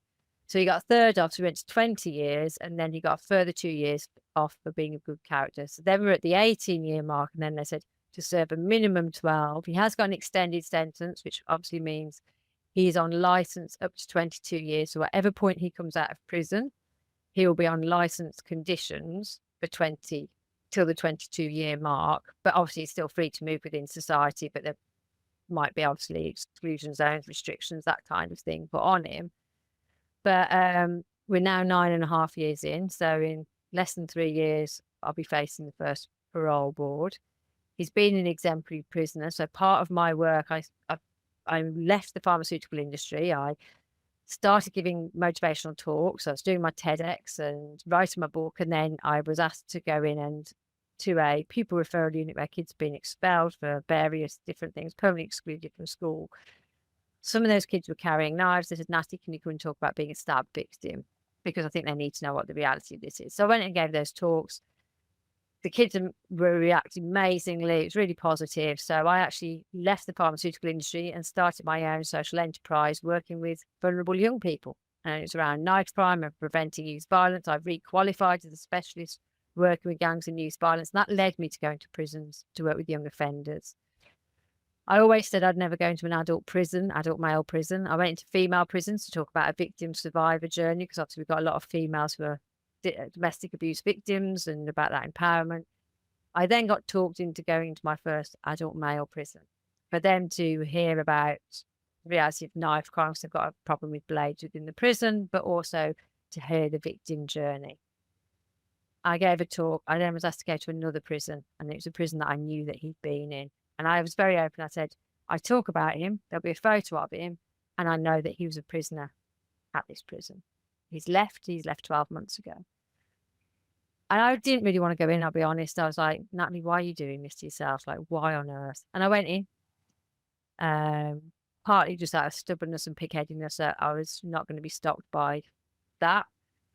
Probably wasn't the best thing for me really to go to, because actually it was quite upsetting. Went in and the prisoners recognised him. And that's when I learned that he's been an excellent prisoner. He's a model prisoner. He does everything right. He was a teaching assistant in that prison. He was a person who worked in the kitchens. He was a listener, a mental health guide for other prisoners. And my heart just sank that what I knew would happen was happening, which was he was still presenting as this wonderful person who everybody was upholding. He'd become an enhanced prisoner, which, as you know, means they get extra entitlements and extra privileges. And I just thought the system is now upholding him exactly like has happened throughout his entire life. And then because of the law changes last year, with regards to prisons and people getting let out early because the prisons are full, the other thing that's not talked about as much is the fact that prisoners are going into open prison, more relaxed prison conditions. So we've got these very overfull prisons that are what they call the closed prisons, which are your general category C prison that are very full. That's what we hear about, the full prisons. And what you can do at a certain stage of the prison is put them in a what they call a Cat D, an open prison, which is far more relaxed. They have a key to their own room, as it were. And if they're good enough, they're allowed to go on day release. So they can leave the prison. And last year, the government, because of the pressures, changed it so that his eligibility for open prison came forwards by 4 years with no warning. I was horrified. I was scared. I was told by various ministers, but they still have to pass a risk assessment, Natalie. And I was like, he's presenting really well in prison. So if you risk assess him on his behaviour in prison, he's going to score well. And they argued with me, no, Natalie, that won't be the case. I was like, it will. I know it's going to happen. And I very much campaign that domestic abuse, one, I don't believe that their understanding of the complexity of domestic abuse, especially when we talked about coercive control, manipulative behaviour, and quite clearly where that can lead to, because we've got to remember, as I repeat to ministers, there was no violence up to the point of what Bob did. There's a hell of a lot of control, but there's no violence. So therefore, massive risk factor. And I've had these discussions lots of times, and I was saying people who are perpetrators of domestic abuse should not get access to open prison early, because there's a victim on the outside who's at risk. And also, you can't judge their behaviour based on how they are in the institutional environment, because that's not indicative of how they are in their personal relationships. You cannot see that. As it is, he has just been granted open prison. I was told 2 weeks ago, this is the first time I've ever talked about it publicly, that he has been granted it. I'm devastated. Mildly, I've had to take a little time to process it before I've talked about it. It's been hard, really hard for my family to tell my 2 older daughters that the man who tried to kill their mother and baby sister is going to an open prison has been horrendous. And it brought a lot up for them to tell my mum, who obviously lives through it all with me, she was in tears and just sobbing down the phone. And yeah, it's been awful. And I don't buy the fact that he was properly risk assessed, really. I still contest that. I say that what's overridden it here is the prison pressure. They need every available bed. The prisons are full. That is a fact. And therefore, anybody they can move to like Cat D, to open prison, they will. And that, I think, is the situation we are in this country currently. So I still very much campaign that domestic abuse offenders should not go early, which is years before their parole eligibility. So before they should ever be contemplated for outside world. I don't believe that they should go early. The argument is if you take someone early into open prison, and do you know what? I've worked with offenders and I agree with this part. For some offenders, you do want to integrate them back into society. You want to allow them to get employment. You want them to learn to live in the outside world to prevent reoffending. I'm totally on board with that. I'm not arguing that. That is very important. Domestic abuse offenders generally are not driven by their lack of employment. Therefore, giving them employment before they leave, giving them resettlement into their environment is not going to reduce their risk of reoffending, because their drivers for offending are completely different. I totally understand for a lot of offenders I've met, do you know what? Absolutely. They need that transition. They need that support. I think when we're talking about these type of things, Bob was very much settled in his community, he's very much accepted or whatever else. That did not stop him. He lived comfortably financially through me, clearly. That did not stop his offending. Him getting a job before he leaves, him being resettled back into the community is utter bullshit as to what is going to stop him reoffending. And that in a nutshell is how I feel. Well, I think that's very eloquently put. And I can't nod hard enough in agreement with you. And it talks to the fact that domestic abuse and coercive control and stalking related behaviours are not understood. Because these are the guys that must not be released early. And that feels like such a betrayal, particularly to women, because it does tend to be women victims and children victims, not always, but in the main. And it just feels like, oh, well, these prisoners are all the same, which they're not. We have to accept that those who use coercive control, those who are psychopaths, and I don't know if he's been assessed for psychopathy, but if he is a psychopath, well, that element of coercive control, grooming, manipulation is often missed in terms of their behaviours. They say everything they need to say to tick those boxes. And yes, they can be model prisoners because they're trying to game the system and get out. They have one goal, and that's power and control, and to game and to cheat a system. And they get great delight from that. So they do show up, well in prison. And it's so alarming that they're just being seen as the same as other prisoners, because I agree with you. For some, it's absolutely appropriate. If you are trying to, and we know that they will come out at some point, therefore, you want to give them every chance of reintegrating and being successful. But these individuals are very different in their social makeup and what they seek. They're solely motivated by power and control. And my fear is, for you, and obviously your family, for you, he was seen as such a great risk to you. You had a police officer at the end of your bed, and the risk was still seen as ongoing. And now, do they believe that they have rehabilitated him when he is still untruthful about what he did and why he did it? Yeah, exactly. And this is the thing, it's,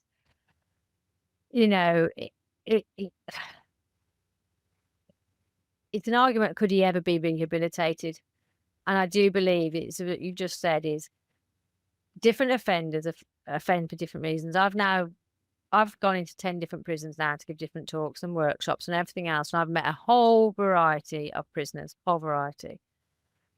A lot of prisoners, you can see the pathways to how they got there. It can be very clear. It might be substance misuse. It might be early childhood trauma. And it's not condoning the acts that they've done. However, you can see the pattern. It might be they've gone through neglect. Some it's through the care system. It's various different things. And you just think, actually, do you know what? If someone had just intervened early with this person, given them the right support structure, everything else, this could have been avoided. You know, and especially for women, we see it a lot. Victims of domestic abuse who end up being criminalised with other ways, maybe because of coping mechanisms they've had to employ or survival techniques.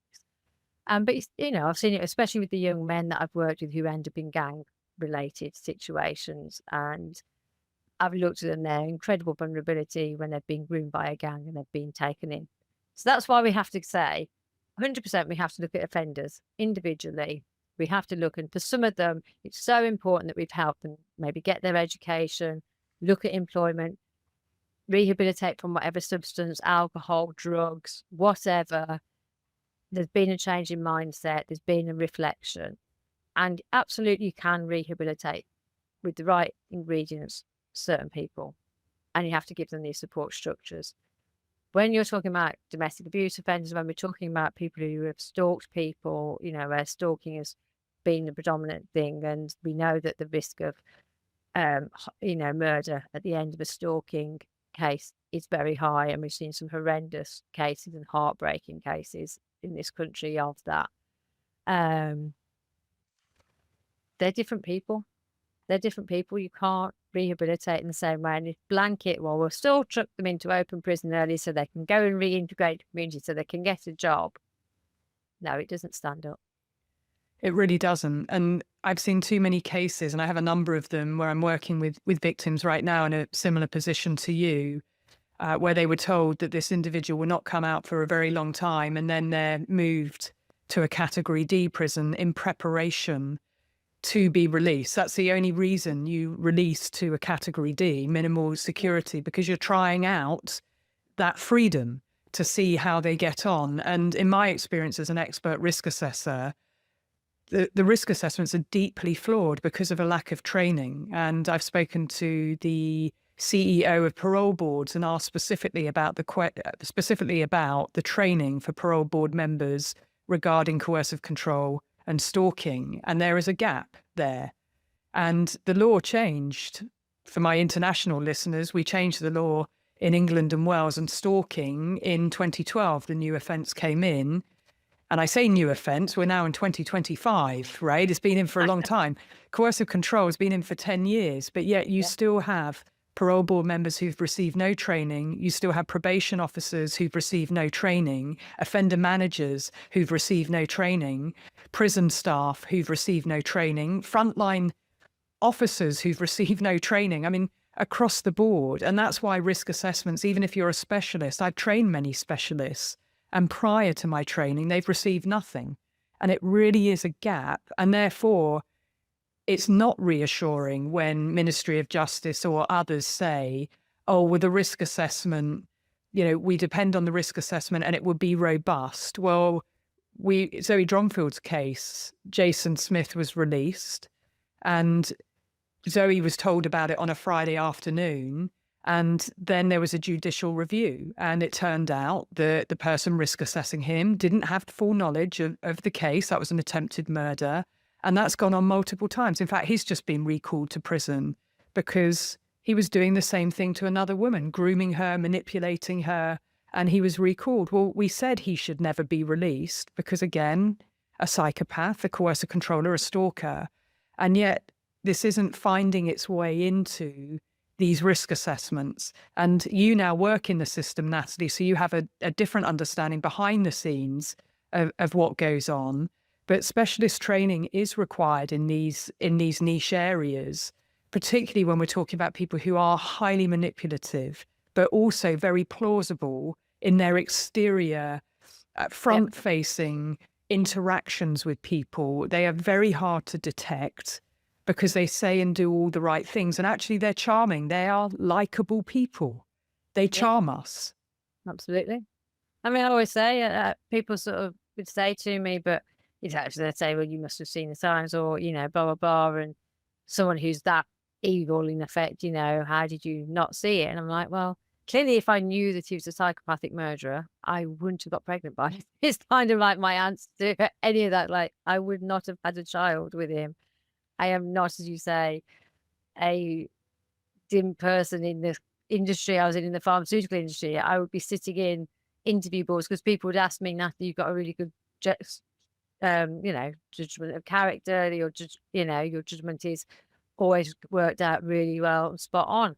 So obviously, I mean, that was one of the things in my recovery was I questioned myself on how could I do this kind of job where I'm interviewing people if I can't even tell that my partner did this? But it's because, as you say, they are so good at it, and I would class myself as somebody who was actually called upon to bring opinions for recruitment positions, to sit on interview panels because people valued how I judged somebody's character whilst we were in an interview process. But yeah.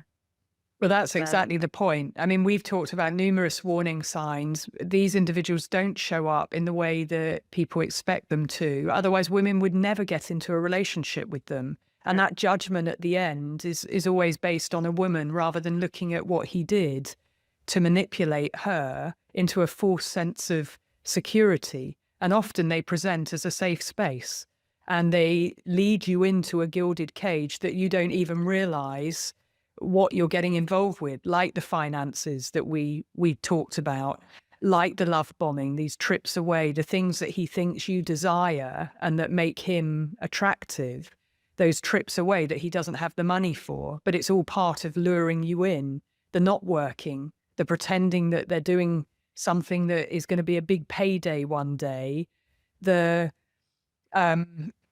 all of these things are risk factors that we don't necessarily see as risk factors. We see these things as you're not going to really judge that person because they're not making money. I mean, that's not a disaster. But behind the scenes, all the things that he was doing, even in terms of the pseudo caring, taking your details, taking your passport, your driving license, your passwords to things, these are all things that he has a plan for.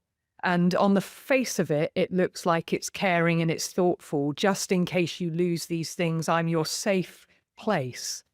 And that's the point. They show up in that way also to the probation officers, and you have to have people who are very savvy, who are looking to detect it and know that looking at the offence of what he did, and of course it depends on how it's even written up in the case file that they see, because stalkers and coercive controllers, it's not just that they're manipulative, that they minimize things and they throw the blame out onto things that are quite plausible. And because of the level of misogyny that we all have within us, because we're socialized in patriarchy, we can all lean into that. Oh, well, she was very annoying, or, oh, it's the mother pressuring, that we're very quick to blame the person that they're trying to throw under the bus and believe the person that's in front of us. And I want to make mention of that because often even with professionals, they might not necessarily know the full detail of what that person did because it's airbrushed out the files and it's airbrushed out of the interview, the narrative, and they retell it in a way. The revisionist history is so plausible and the excuses are the reasons, the blaming that they project elsewhere. Professionals buy into that bullshit too. And I've seen it too many times where I've challenged a decision. And it's all of those things that create a perfect storm of, oh, yes, Bob looks like he fits that criteria and let's put him up to the front of the line because we like Bob on a personal level because he's not rude, he's not belligerent, he's not, all the things that you think somebody who is a nasty individual would be. He presents to the opposite of that. I even had a prison officer at that prison. So the prison that I went to, there he'd been a former prisoner. They actually found I was doing this campaign about making sure domestic abuse offenders didn't go to Cat D, open prison early. And bless them, a few of them said they'd like to write a letter of support, which was amazing, and I went back to the prison. I sat with a group of the men and they wrote a letter supporting my case and they all signed it, which was just amazing. And I did sort of say, this is, and they went, no, it's absolutely nasty. Can't believe what you've been through. And I can totally see what you're saying, about the risk to your family. Whilst I was there, a female prison officer came up to me. She was a bit nervous. And someone said, oh, would you speak to this lady? And I said, yeah, absolutely. And she sat down with me. She sat down next to me and she's chatting. And she's asking me lots of questions. And she's asking me sort of about any warning signs, or she's just talking to me. And she was almost defending him. And I sort of sat there and she said, I head up the kitchens in this prison. You know, she's the prison officer that like looks after the prisoners who go to work in the kitchens. And for people who don't know, working in the kitchen in a prison is a very privileged job. It's classed as you're classed as a very safe person. You know, you're an enhanced person because obviously you're working with knives. The irony that it gives someone like him a knife to work with, but you know, you are dealing with kitchen knives and kitchen equipment. So it's quite a privileged job to do. She said, I headed up the kitchens and he worked in the kitchens. That's how I got to know he worked in the kitchens. I said, okay. And she'd ask me all these things. And she sort of looked at me. And first of all, she goes, well, how on earth did you survive those injuries? And I like looked at her and I went, well, nobody really knows. And I sort of talked about different things. All right, okay. And then she asked me something else. And I luckily got my book with me because I left some copies for the lads, for the men that were helping. And I said, do you know what? Just have a copy of this because it's got direct transcripts of some of the emails and letters that he sent. And you'll see photos. It's got some photos of my injuries and photos of what he did. And read for yourself. I'm not here to convince you that he's the person that I'm saying he is. And she sat there, and I'm not kidding you. She shook her head and she went, you know, you really think you know someone, don't you? And I looked at her and realised she wasn't reflecting it in sadness for me, who you think you know someone. She was doing it about herself, that she was taking on board. So she had been completely taken in by this character. And she was almost, like I say, she was totally taken aback and sat there just shaking her head going, you really think you know someone? Like, yeah, you know, if I thought that too. And you are the victim. You are the person that... He steps like, no.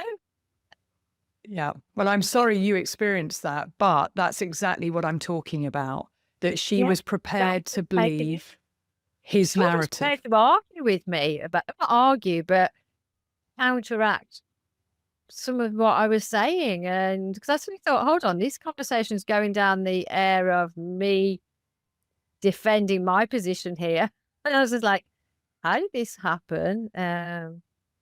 And it was a very, very bizarre moment. And that's when I had a lot of fear about what, about what the outcome was going to be of his CAT D review. They do the review within the prison. Obviously, I know you know that, but for people listening, when they decide, it's not done by a parole board. If you're a life prisoner, if you have a life sentence or what they call an IPP, a parole board will assess whether you can go to open prison. If you are on a sentence such as Bob's, what they call a determinate sentence, a standard determinate, and he has got the extended sentence because of the level of violence used. But all of those are decided by the prison board. So it's a prison board sit down, they look at the reports that they've had from all the prison staff that he's interacted with, and then they'll look at the index crime and then they'll make a decision.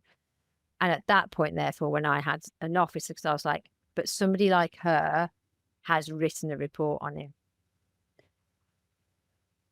And it was a very sad and horrible moment to think, this is what I'm almost up against now. It's like, it's just fighting another part of the system. I felt like there was like an injustice in court. There was obviously an injustice with what he did. And now here I am, 9 years on, or at that point I was 8 years on, it was last year, facing the same. And I'm so sorry that you're going through that, because that's exactly my concern, that when you have, you know, a female prison officer who is cynical and skeptical of what happened to you by him, of what he did, because she's heard his account and he presents so well that she cannot think that what he did was that bad. And she has to think that you're not telling the truth about what really went on. And then when you confront it, and that's why what's in the index crime, you talked about, you know, the index offence, I've seen often that it's 3 sentences, 4 sentences. And that's why we spent time, as traumatic and horrific as it is, but why I really wanted to draw out his commitment and intention, and the fact that he didn't get a life sentence, which had he have received a life sentence, he wouldn't be facing what you're facing now in terms of it being agreed that he can go to a category D, an open prison. And that's the importance of understanding the intention and the behaviours and the acts in the index offence of what they actually did. And as a behavioural analyst, I've seen it so many times where the index offence is reduced, and it may even be half a page to describe your experience, because we don't always know what's in that case file. Well, the 10 years I worked in the job at New Scotland Yard, I did know what was in the case file, and I actually contested multiple cases, even at tribunals when they were going to release someone based on what was in our case file. And I challenged what psychiatrists who were assessing those individuals, what material they had. And often they didn't even have photos, crime scene photos, index offence information. And it was shocking because some of those people would work as a behavioural profiler on a stranger-related case, and they would want to go to the crime scene. They would want to see the crime scene photos. They would want every detail, and yet they're assessing a serial killer, an offender in prison, in a mental health setting, and they don't ask for those things. And it blew my mind that that's how they were assessing whether someone should be released, and it still happens in prisons now. And then you layer in how good these individuals are at telling the revisionist history, the whole new story, centering themselves as a victim, and their life is in prison. That's an artificial environment where there are very clear rules that they have to abide by, and they tend to be model prisoners. They don't like it, and that's also worth pointing out. They hate being in prison because they have no control, but they do whatever it takes. They say whatever it takes to get released. And then the professionals in there, they're institutionalized too. That is their world. It's like a goldfish bowl. And they don't understand what this person was like back out in the real world and that index offence. And yeah, I'm getting very angry about it because your life, you know, I'm not being dramatic, but it hangs in the balance of your sense of security and safety, as well as your physical risk, but also your children, the impact on your, you know, extended family.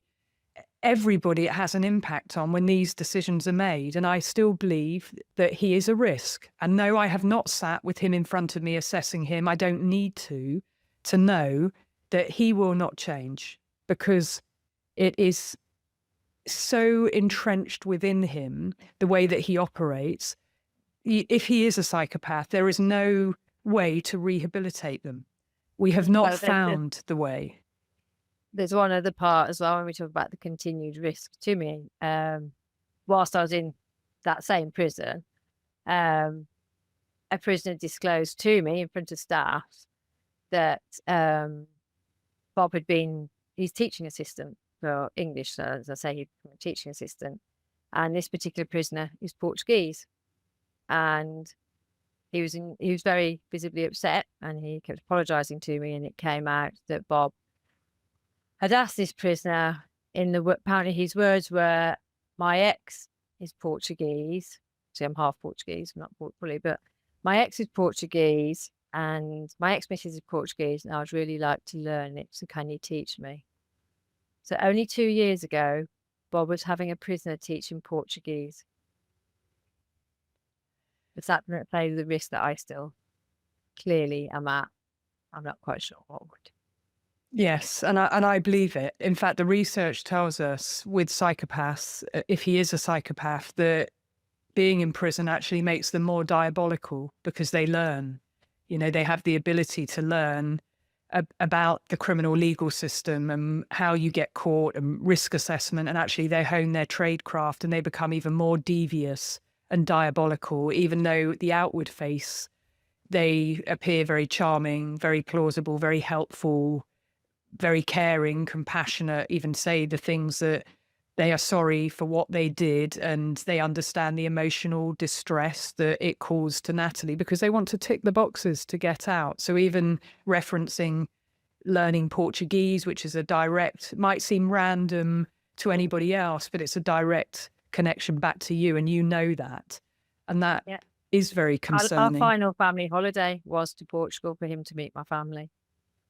That was our final family holiday together when I just found out I was pregnant. It's where a lot of the photos, all the images you see of us as a couple that the press used, were all taken in Portugal. And in his letters from prison, he referenced the fact about Portugal being the best holiday he's ever been in, the best holiday he'd ever had, and the greatest memories. And he refers to the fact that he supported Portugal in the I think was it the World Cup or whatever was in 2016. I don't know if it was the Euros or the World Cup. I'm not that big a football fan, I'll be honest. And he has written in one of his emails, I supported Portugal after all I have to Portuguese daughter. So he has got this repeating pattern of my heritage has come up, and to hear it, I turn cold. I'm not afraid to admit I actually did cry, because I hold it together so well when I'm at work. I won't show that emotion, but it hit me like a train because I wasn't expecting it. And it's, glad I know it. Don't get me wrong. It's a horrendous thing to know, but I'm glad I know it. But it was just that wake up call of that continual theme about, he wrote about it in his letters. And yeah, he seems transfixed on this connectivity to my family's heritage. And you understand that that's the pattern, and that pattern unfortunately won't change until there's a new target, and that's unfortunately how they operate. For the woman coming out, another big fear. Even if you take out the risk to me, I do really scared of the risk to my daughter. Absolutely, that's my biggest concern, is to her. And then you also think, well, what's the risk to the wider public? Will there be another woman who they'll hide about all of his past and try and create a narrative that she doesn't know exactly what? I don't know. I mean, it's very hard with the internet, but I don't know. But there's always that risk of a scenario of another woman that she might not be so lucky. Yeah, well, if she Googles it, she'll see the Guardian article that says that it's all down to what his mother was doing. Right. And that is the genuine, it provides a narrative for them to use if they are found out or if they are confronted. And I absolutely am convinced in the patterned behaviour, there will be another you, because we know that they're serial perpetrators. They don't stop because it's about power and control, about what they can get. And that's the piece I've been doing with Zoe Dromfield and others, of trying to ensure that the offender's history does follow them. And so not just the right to know, right to ask Clare's law, but there's a proactive duty on the police to track these individuals and to proactively risk assess and manage them, so that when he starts a new relationship with Jane in Manchester, there is a duty on the police to tell her, not that she must ask them. And they don't do that piece yet. And what we always see is that it's incumbent upon the victim to do the asking, that something has to happen, then they have to ask under Clare's law. And yes, there's the right to know, but the police don't use that. And that's where it falls down. If they don't track the offender, and we go back to those 3-4 little lines about what the index offence was, it can look very different to what it really was. And then they make a decision. Well, actually, no, it's not something we need to tell her about. They can weigh that up, and it's discretionary. And I want it to be mandatory. They must, because we know that these individuals clock up multiple victims across their life course. And it was by the grace of God and your survival instinct that you survived. And I'm just so glad that you did. But the story could have ended very differently. Yeah. And let's be honest, attempted murder, not to downplay anything, but the phrase attempted murder, especially having worked within the prison system and meeting a range of different offenders, but attempted murder covers a whole range of offences, and it can be something that's, when I say fairly innocuous, it's never fairly innocuous, because obviously it's attempted murder, but the actual phrase attempted murder does not frame the extent of what he did. It doesn't. Not when you're talking about 3 times he went for you and was hyper focused, and all the premeditation and that part. I just hope that does follow him in terms of it is in the case file, and that we get to a point where it's the police must tell someone if they do start a new relationship, not you may. And, with Clare's law, because there is no duty to proactively track these offenders, even when there is a Clare's law disclosure, well, that's based on that intelligence, that information going on a national system that can be accessed. And there is a conviction in this case, but like I said, it could be 3 or 4 lines about what was done. When there's not a conviction, because there are lots of cases where the individuals are not convicted. With your case, because he was caught red-handed and there were witnesses, it's almost impossible for him not to be charged. But he still waited to see what counsel would instruct him to do before he pled, which tells me he was still chancing his arm. He still didn't lean into the guilty. Plea bargain on one of them, because the guy who got stabbed in the hand, that was John, who got caught in the hand with the knife, that actually started as attempted murder and got downgraded through a plea bargain to section 20, wounding without intent. That actually started as attempted murder, but he did plea bargain on that one. Yeah, which again shows he's a public protection risk, but the pleaing it down makes it something much lesser. But a lot of offenders wait before they put a plea in to see what counsel obviously says, but equally who's going to turn up at court. Witnesses don't always turn up, and therefore he didn't immediately lean into his guilty plea, and that is egregious. So there's so many elements where it can fall down, and fortunately you're now a voice. I mean, you're advocating for yourself, and you do that very eloquently and very well, and you also do it for others. And I'm wondering, is there anything we can do, myself or our listeners, to help you, whether it's point people in the direction of your book or write to anybody to assist with your case specifically? Is there something that would be helpful? Yeah, I think the big thing I'm still trying to campaign, which is not going to help me, because unfortunately he's now been granted his Cat D, but I still very much am of the opinion that people who are offenders, serious domestic abuse offenders, should not be being granted open prison years before their parole eligibility. Maximum, if you want to try and get in the middle ground, which I've been discussing with Lord Timpson and things, is maximum 12 months. So 12 months or less before their parole eligibility. So if you're saying, well, we want to give some transition time, well, to me, up to 12 months is fine. If at the parole board, as I've said to the MOJ, if at the parole board you're saying, well, hold on, they've not had long enough outside, we're still not sure. Well, hold on, parole eligibility is only the minimum date when they can be released. It doesn't mean they have to be released. You just say at parole, actually, we're still not happy, you'll have a further 12 months in open prison. So maximum, I said, should be 12 months before parole eligibility for serious domestic abuse offenders. And also, I still want to push some question mark about the risk assessment of more complex perpetrators, those who commit stalking, those who commit domestic abuse, because I don't believe there is a fully robust system. For a case like mine, it should have been a full parole board. There should have been a proper forensic psychology assessment, everything else, but it is about the risk assessment. And obviously, yeah, if you want to buy still standing, that's all very good. Or send me some 9-finger gloves. That's one of the other things I've been left with. I'm now down to 9 fingers. But yeah, that's joking aside. But it's weird physical things that I still live with, mental things I still live with, but I'm still very blessed. Very, very lucky. But that doesn't belittle the fear, the not knowing whether I will stay in the country long term in my life, whether that means whether I just keep moving localities within the UK even. I have no idea what the future holds, and that's quite a horrible position. Yeah, and it is about rebalancing. The victim's safety and right to life should be the priority. And I feel that in our criminal legal system, there's an overfocus, particularly parole boards and so on the offender's rehabilitation journey, and not on victims' safety and their protection and their ability to live, in peace without looking over their shoulder all the time or wondering.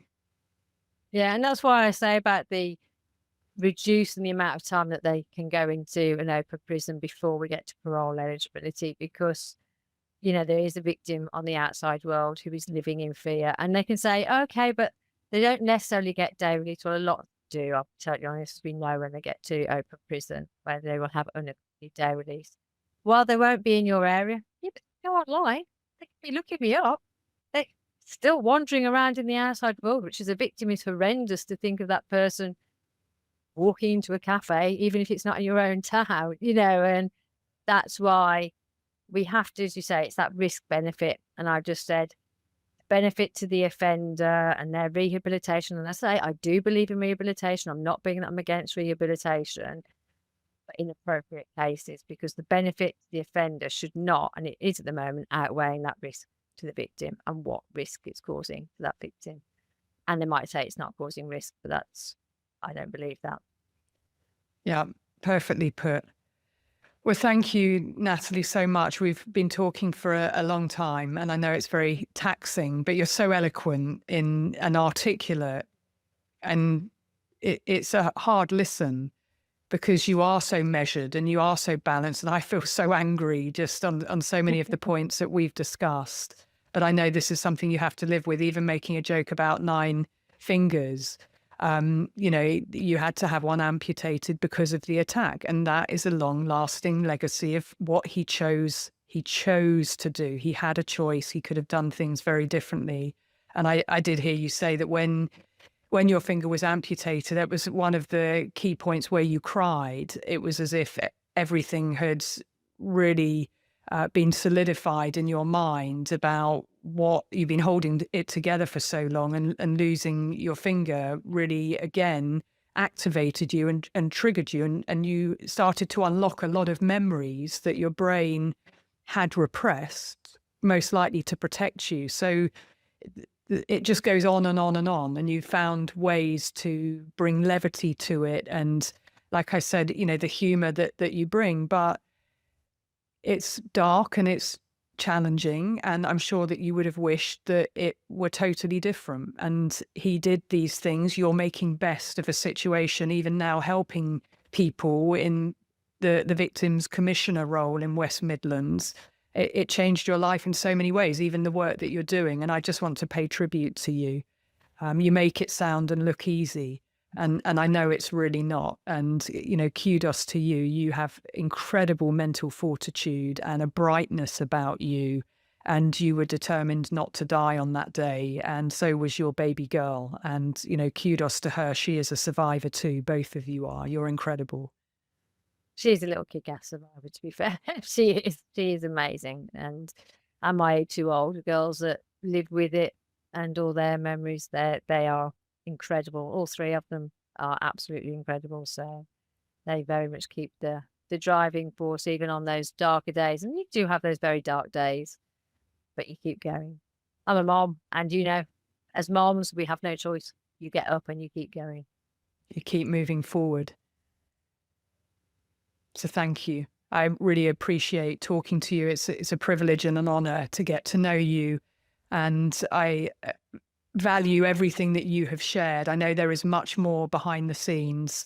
And I just want to say to my listeners, thank you for staying with the story, because I know it's activating for many people, but we have to talk about these things, and we have to bring the graphic detail in, because that is what happened. And that is not Natalie's choice. That's what one entitled man chose to do. So thank you for being here. And remember to be curious, ask questions, and always trust your instincts.